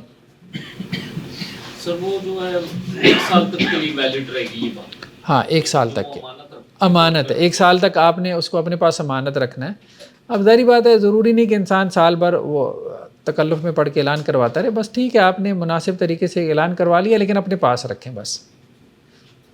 اور اگر سر چھوڑ ہی دیا یعنی کہ نہیں انسان کر سکتا، ہاں تو بس ٹھیک ہے.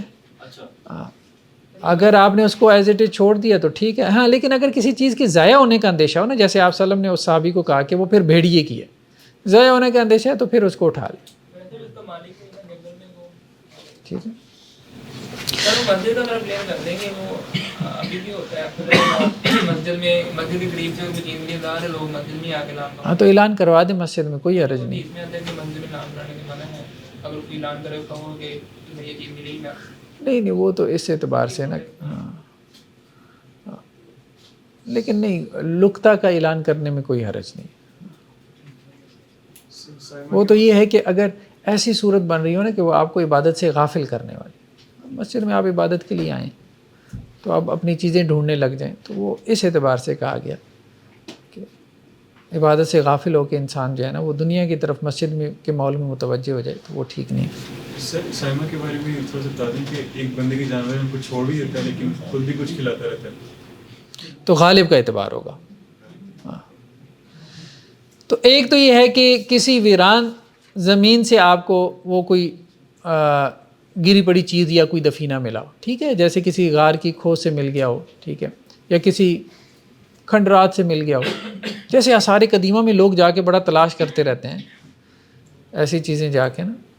تو اب وہ پرانی قومیں تھیں، تہذیبی تھیں، تباہ ہو گئیں، برباد ہو گئیں، ٹھیک ہے، تو اگر کوئی نیچے سے نکل آتا ہے تو ٹھیک ہے استعمال کر لیں. دوسرا کیا ہے کہ کوئی جگہ آپ نے خریدی ہے، اب اس جگہ میں سے جو ہے وہ کوئی دفینہ نکل آیا، اب یہ کس کا ہے؟ یہ مالک کا ہے یا یعنی جس نے وہ جگہ بیچی ہے، یا اس کا ہے کہ جس کو وہ ملا ہے؟ جس نے جگہ خریدی ہے تو اس کو ملا ہے، ٹھیک ہے. تو اب اس میں اختلاف ہے. اس میں قاضی ابو یوسف اور حنابلہ کی رائے یہ ہے کہ یہ جس کو ملا ہے اس کی ہے. امام شافعی یہ کہتے ہیں کہ نہیں یہ مالک کا ہے. سر اگر مالک کو پتا ہو تو اس نے پہلے میں کاٹنا ہے، اسے پتہ ہی نہیں ہے، اس کی اسے پتہ نہیں تھا نا. اب بات یہ ہے کہ اس کو پتہ نہیں تھا. تو اب مسئلہ یہ ہے، وہ یہ کہتے ہیں کہ جی دیکھیں بات یہ ہے کہ یہ اس کی ملکیت جو ہے نا کب ظاہر ہوگی. تو اگر اس کی ملکیت جو ہے وہ زمین کے ساتھ تھی تو اس کا مالک بھی وہی تھا جو زمین کا مالک تھا. یہ تو غلطی سے دوسرے کے پاس آ گئی. اور دوسرا یہ ہے کہ اس کی ملکیت جب یہ چیز ظاہر ہوگی تو اس وقت ہوگی. تو یہ ظاہری بات ہے کہ جب یہ ظاہر ہوگی تو پھر تو بہتر یہی معلوم ہوتا ہے کہ جس کو وہ ملی ہے نا اسی کی ہے وہ چیز. یہ تکلف ہے. ہاں الا یہ کہ وہ پہلے والا مالک یہ کہے کہ میں نے خود دبائی تھی. اگر وہ یہ دعویٰ کر دے نا تو بتائے گا کون یہ دعویٰ کیوں کرے گا؟ یہ غلط دعویٰ نہیں ہوگا کہ اب جان بوجھ کے تھوڑی چھوڑ کے گیا ہوگا اور اسے خود دبائی تھی اس نے بھیجنے میں نگرانی تو ہے پھر سر اگر اسے پتا ہوتا. دیکھیں ہم نے 7th کلاس میں ہم نے نا ایک ایسے پڑھا تھا، پتہ نہیں آپ لوگوں نے پڑھا کہ نہیں پڑھا، کہ ایک صاحب جو ہے نا وہ چوروں سے اپنا مال چھپانے کے لیے کیا کرتے ہیں اپنے گھر کے اندر جو ہے وہ دبا دیتے ہیں اور اس طرح سے اپنے گھر میں چھپا دیتے ہیں کہ خود بھی بھول جاتے ہیں کہ کہاں مال چھپایا تھا. یہ اکثر ہوتا ہے، عورتوں کے ساتھ ہو جاتا ہے. بعض اوقات اپنے زیور گھر میں کو بہت سنبھال کے رکھتی ہیں اور پھر بھول جاتی ہیں کہ کہاں رکھا تھا. تو مطلب اس کی پاسبلٹی ہے کہ آپ نے کوئی چیز جو ہے وہ اپنے گھر میں اتنی سنبھال کے رکھ دی ہو کہ آپ بھول گئے، بعد میں جب آپ نے مکان بیچ دیا آپ کو یاد آیا اوہو یہ تو میری چیز تھی اور میں بھول گیا تھا، تو وہ واپس ہو جانی چاہیے.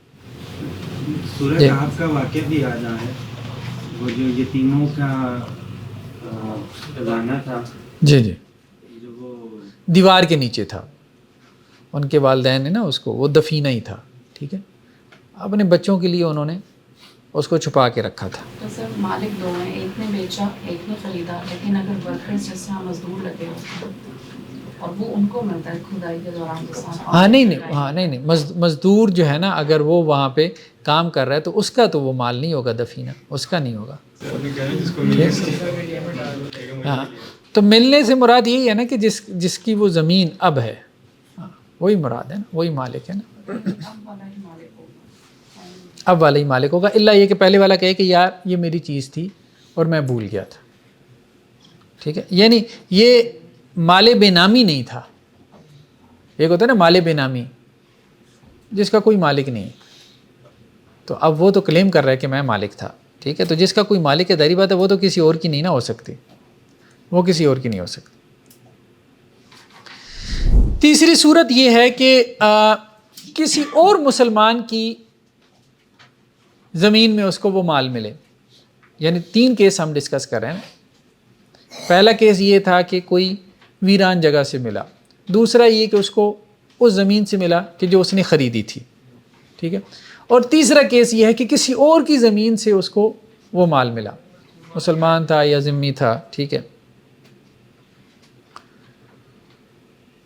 تو اس میں امام ابو حنیفہ اور امام محمد اور اسی طرح امام احمد کا کہنا یہ ہے کہ نہیں, یہ مالک کا ہے, یہ مالک کا ہے. یہ ابھی جو مزدوروں کی بات آئی کہ مزدور جو ہے وہ کام کر رہے تھے کہیں پہ کسی کی زمین پہ اور وہاں سے کوئی دفینہ نکل آیا.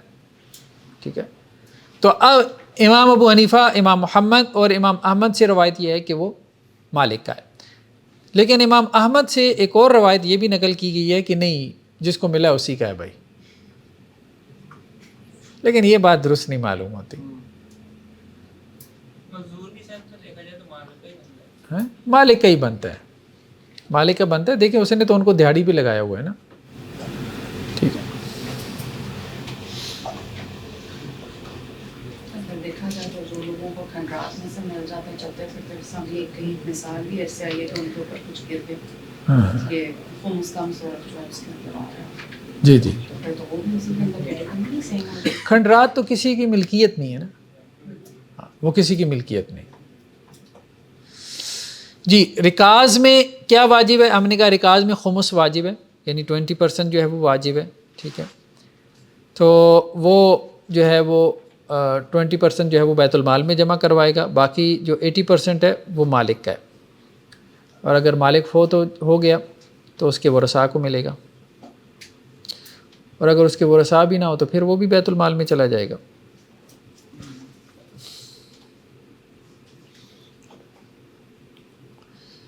جی, اور اس میں بھی سال کی شرط نہیں ہے.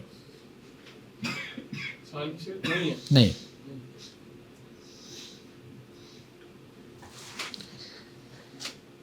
اچھا جی, خمس کس کے اوپر واجب ہے؟ میجورٹی آف علماء کا کہنا یہ ہے کہ جس کو وہ ملا ہے, دفینہ ملا ہے, تو اس کے اوپر خمس واجب ہے. وہ مسلمان ہے, چھوٹا ہے, بڑا ہے, عاقل ہے, مجنون ہے, جو بھی ہے.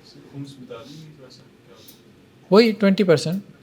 ہاں, ابھی ہم جو 20% کی بات کر رہے ہیں نا, تو وہ 20% کس کے اوپر واجب ہے؟ تو میجورٹی کی رائے یہ ہے کہ بھائی چھوٹا بڑا, مجنون, دیوانہ, عقل مند, مسلمان, ذمی, غیر مسلم, سب کے اوپر ہے. ٹھیک ہے,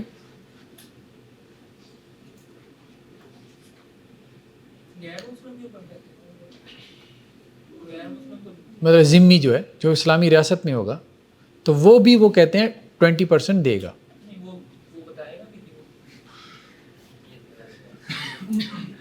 اگر وہ نہیں بتائے گا تو آپ کی آنکھیں تو ہوں گی مطلب ریاست کی, تو اگر آ گیا نظر میں تو ٹھیک ہے, نہ آیا تو پھر اس کا داؤ ہے, چل گیا. ہاں, لے گی 20% لے گی, یہ مراد ہے. ہاں, آگے آئے گی, پورا چیپٹر آئے گا. امام شافعی یہ کہتے ہیں کہ نہیں, جس کے اوپر زکوٰۃ ہے نا, جس کے اوپر زکوٰۃ فرض ہے وہ خمس دے گا, کیونکہ یہ خمس بھی زکوٰۃ کی ایک قسم ہے. یعنی بچہ نہیں دے گا, مجنون نہیں دے گا, ذمی نہیں دے گا. میجورٹی جو ہے وہ یہ کہتی ہے کہ نہیں, ہر بندہ دے گا 20%. ٹھیک ہے, ان کا ولی دے گا. اس میں اختلاف ہے, اس میں بھی اختلاف ہے, اس میں بھی اختلاف ہے امام شافعی کا. نہیں امام شافی کا نہیں ہے، لیکن بہرحال اختلافات تو ہیں. انہوں نے تو ایک موٹی سی بات کی ہے نا اصولاً کہ جس کے اوپر زکوٰۃ ہے. قرض دار جو ہوتا ہے اس کو دی جا سکتی ہے زکوٰۃ؟ ہاں مقروض کو زکوٰۃ دی جا سکتی ہے، وہ آگے بات آ رہی ہے. ٹھیک ہے. صحیح کوشچن ہے، وہ مالک ہے آپ نے ذکر کیا تھا، اس کی کیا مطلب ہے؟ وہ ابھی بات آ رہی ہے. بشر خصمی سے روایت ہے کہ ان کی قوم کے ایک آدمی جو ہے وہ کہیں کوفہ میں کوئی ویران کھنڈر تھا، تو وہاں سے گزر رہے تھے تو ان کے اوپر ایک مٹکا گرا، اور وہ مٹکا اس کے اندر 4000 درہم تھے. ٹھیک ہے، اوپر سے گرا، بہرحال پتہ نہیں کیا وہ، نہیں آسمان سے تو خیر نہیں گرا ہوگا. اب یہ ایک انداز ایسا ہے، بہرحال بندہ سوچ میں پڑ جاتا ہے. لیکن کہنے کا مقصد یہ کہ کھنڈر ویران تھا، اوپر کہیں کسی نے چھپا کے رکھا ہوگا تو گزر ہوا تو وہ ہوا سے نیچے گر گیا یا جو بھی ہے بہرحال. ٹھیک ہے، وہ مٹکا گرا اور اس میں 4000 درہم تھے. تو وہ یہ کہتے ہیں کہ میں حضرت علی رضی اللہ عنہ کے پاس لے گیا. حضرت علی اس وقت امیر المومنین تھے. تو حضرت علی نے کہا کہ ایسا کرو، اس کے 5 حصے کر لو. تو میں نے 5 حصے کر لیے. تو حضرت علی نے اس میں سے 20% رکھ لیا، 5واں حصہ، اور باقی 80% مجھے دے دیا. تو جب میں واپس مڑنے لگا تو حضرت علی نے مجھے کہا کہ تمہارے پڑوس میں کوئی غریب مسکین رہتے ہیں؟ تو میں نے کہا ہاں. تو حضرت علی نے وہ 20% بھی مجھے دے دیا اور کہا کہ ان میں تقسیم کر دینا. ٹھیک ہے. تو مطلب یہ کن لوگوں میں تقسیم ہوگا کہ جو زکوٰۃ کے مستحق ہیں. اس سے یہ استدلال کیا گیا. امام ابو حنیفہ، امام مالک اور امام احمد یہ کہتے ہیں کہ نہیں، اس کا مصرف جو ہے وہ زکوٰۃ نہیں ہے، بلکہ اس کا مصرف مال فے ہے. جو مال فے کا مصرف ہے وہ اس کا مصرف ہے. یعنی زکوٰۃ کا مصرف تو ہے نا غرباء مساکین، تو مال فے تو آپ ضروری نہیں غرباء مساکین کو دیں. تو یہ امام شافعی کی ایک روایت لے کے آئیں کہ ایک آدمی کو جو ہے وہ زمین سے کوئی 1000 دینار ملے، 1000 دینار، 20 دینار جو ہے وہ 7.5 تولے سونا ہوتا ہے. تو اسے 1000 دینار جو ہے وہ زمین سے ہیں مدینہ سے باہر جو ہے نا کہیں، تو وہ حضرت عمر کے پاس لے آیا. وہ بندہ 1000 دینار حضرت عمر کے پاس لے آیا. تو حضرت عمر نے اس میں سے جو ہے وہ 5واں حصہ رکھ لیا، 200 دینار رکھ لیا، اور 800 دینار اس کو دے دیے کہ لے جاؤ یہ تمہارے ہیں. ٹھیک ہے. تو اب وہاں پہ جو لوگ بیٹھے تھے حضرت عمر ان میں تقسیم کرنا شروع ہو گئے، جو بھی لوگ وہاں موجود تھے. جب سب کو دے دیے تو کچھ دینار پھر بھی بچ گئے. تو حضرت عمر نے کہا کہ وہ کدھر گیا وہ جو لے کے آیا تھا؟ تو اس نے کہا جی میں یہاں پر ہوں. تو حضرت عمر نے کہا یہ باقی بچ گئے، یہ تو لے لے. تو اس سے استدلال کیا کہ اس کا مصرف کیا ہے؟ مال فے ہے. یعنی مسلمانوں میں تقسیم کر دے بس، پبلک انٹرسٹ میں. مال فے سے مراد یہ ہوتا ہے نا کہ ایک تو مال غنیمت ہوتا ہے نا، اور ایک مال فے، جو بھی مال بغیر کسی محنت کے آپ کے ہاتھ لگ گیا، بغیر محنت کے. ٹھیک ہے، لاٹری نکل آئی آسان الفاظ میں. ٹھیک ہے، تو لاٹری تو خیر جائز نہیں ہے. تو کہنے کا مقصد یہ ہے کہ بغیر محنت کے جو ہاتھ انسان کے لگے، جو مال انسان کے ہاتھ لگے تو وہ مال فے کہلاتا ہے. یہ ہم آگے چل کے پڑھیں گے. وہ عام مسلمانوں میں ڈسٹریبیوٹ کرتے پھر وہ مستحق ہے یا نہیں؟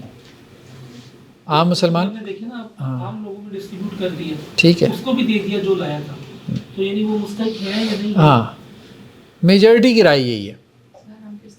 میجورٹی یہی کہتی ہے کہ اس کا جو مصرف ہے وہ مال فے کا مصرف ہے، دفینے کا. ٹھیک ہے. اور امام شافعی یہ کہتے ہیں کہ نہیں، اس کا مصرف زکوٰۃ کا مصرف ہے، یعنی وہ اس کو زکوٰۃ کی طرح دیکھ رہے ہیں. باقی لوگ اس کو زکوٰۃ کی طرح نہیں دیکھ رہے.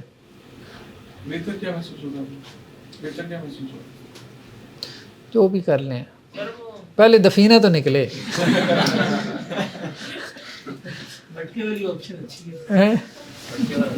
کمال لوگ تھے، جتنا پیسہ ملتا تھا جس کو ملتا تھا اٹھا کے لے جاتے تھے. ہاں، یہ بات ہے. اور امیر بھی سر دیکھیں 200 رکھ کے 800 واپس کر دیا, یہ نہیں کوئی تو چاہیے بھی نہیں تھوڑے اور.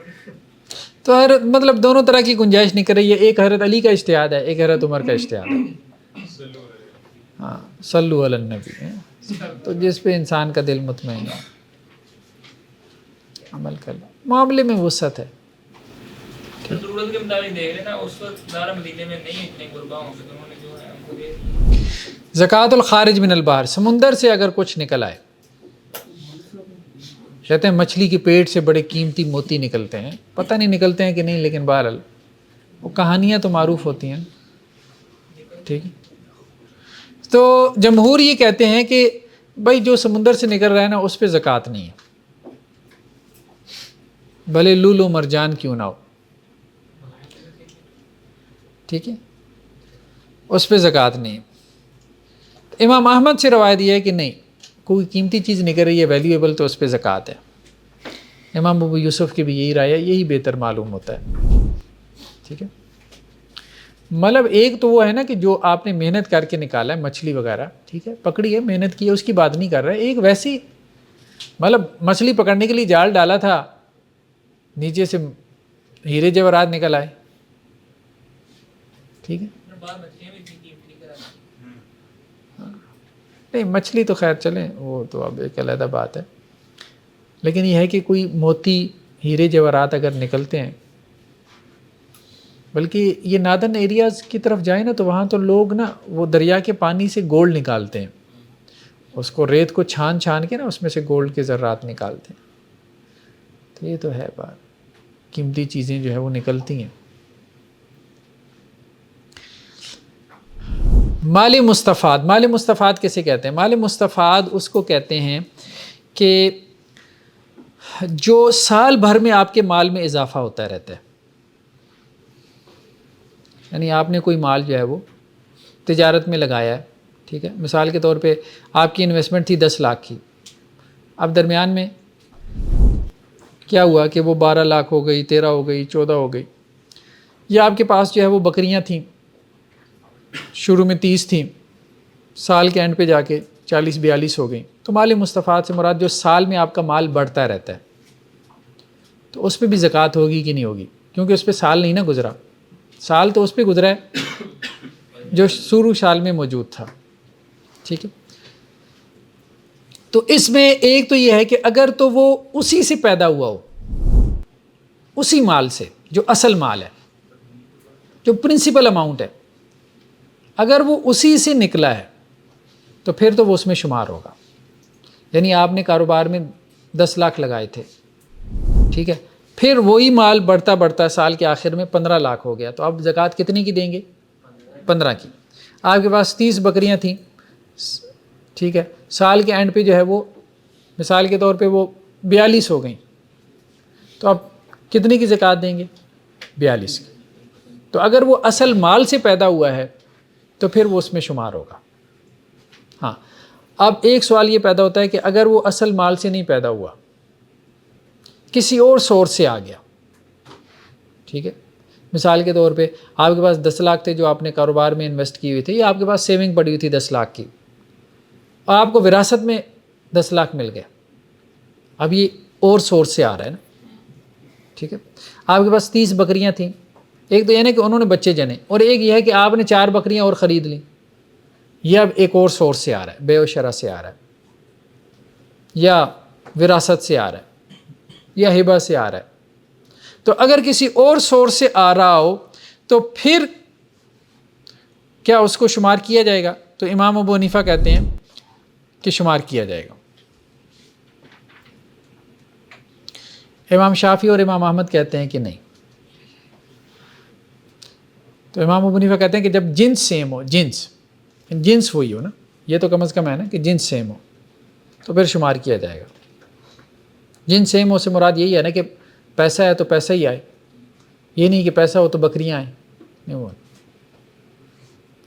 تو وہ کہہ رہے ہیں کہ اگر اسی جنس کا مال ہے, بھلے کسی اور سورس سے آ گیا, کسی اور ذریعے سے آ گیا, تو ہم اس کو شمار کریں گے, امام ابو حنیفہ کہتے ہیں. لیکن بقیہ ائمہ کہتے ہیں کہ نہیں, اس کو نہ شمار کریں. ٹھیک ہے, بہتر ہے کہ اس کو شمار کر لے اگر وہ اسی جنس سے ہو تو، جسے جہاں سے مرضی آیا. جہاں سے مرضی آیا. سر اس کی مثال نصاب کے لیے کر لے. سر ایک مثال سمجھانے کے لیے. مثال کے طور پہ جو ہے وہ ایک بندے کے پاس بینک اکاؤنٹ میں جو ہے وہ 40 لاکھ پڑے ہیں، ٹھیک ہے، یہ اس کی سیونگ ہے. اب اس کو جو ہے وہ 40 لاکھ جو ہے وہ درمیان میں وراثت میں مل جاتے ہیں. اب جو ملا ہے اب ظاہری بات ہے وہ بھی پیپر کرنسی ہے نا، سیم جنس.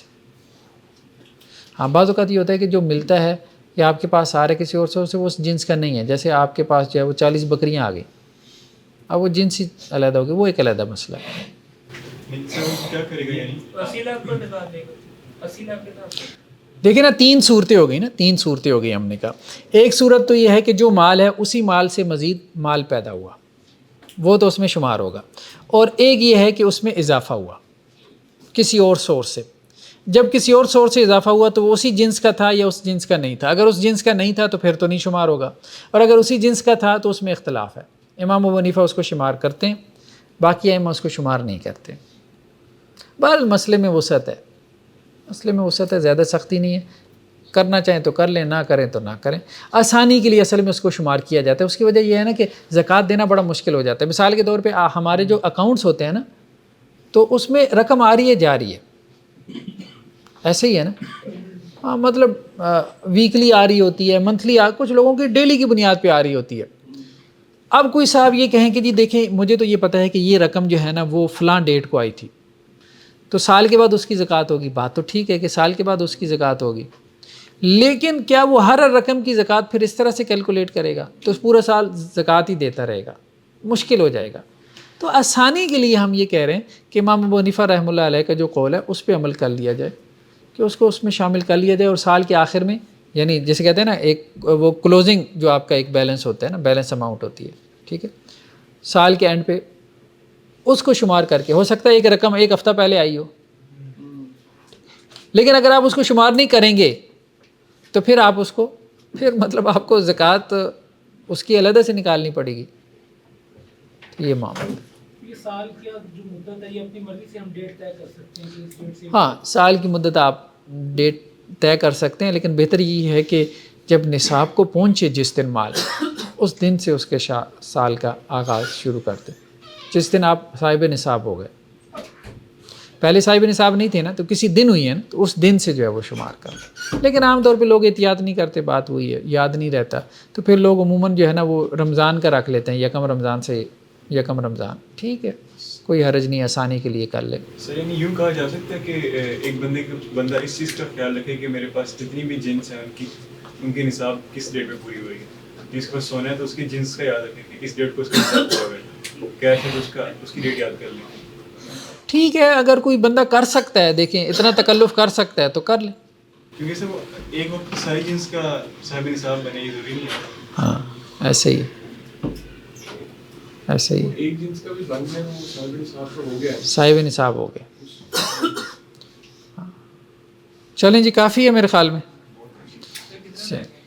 یہ ابھی زکوٰۃ کے ہمارے میرے خیال میں کوئی 2 ایک لیکچرز اور ہوں گے، پھر اس کے بعد ہم جو ہے نا کتاب الصلاۃ شروع کریں گے.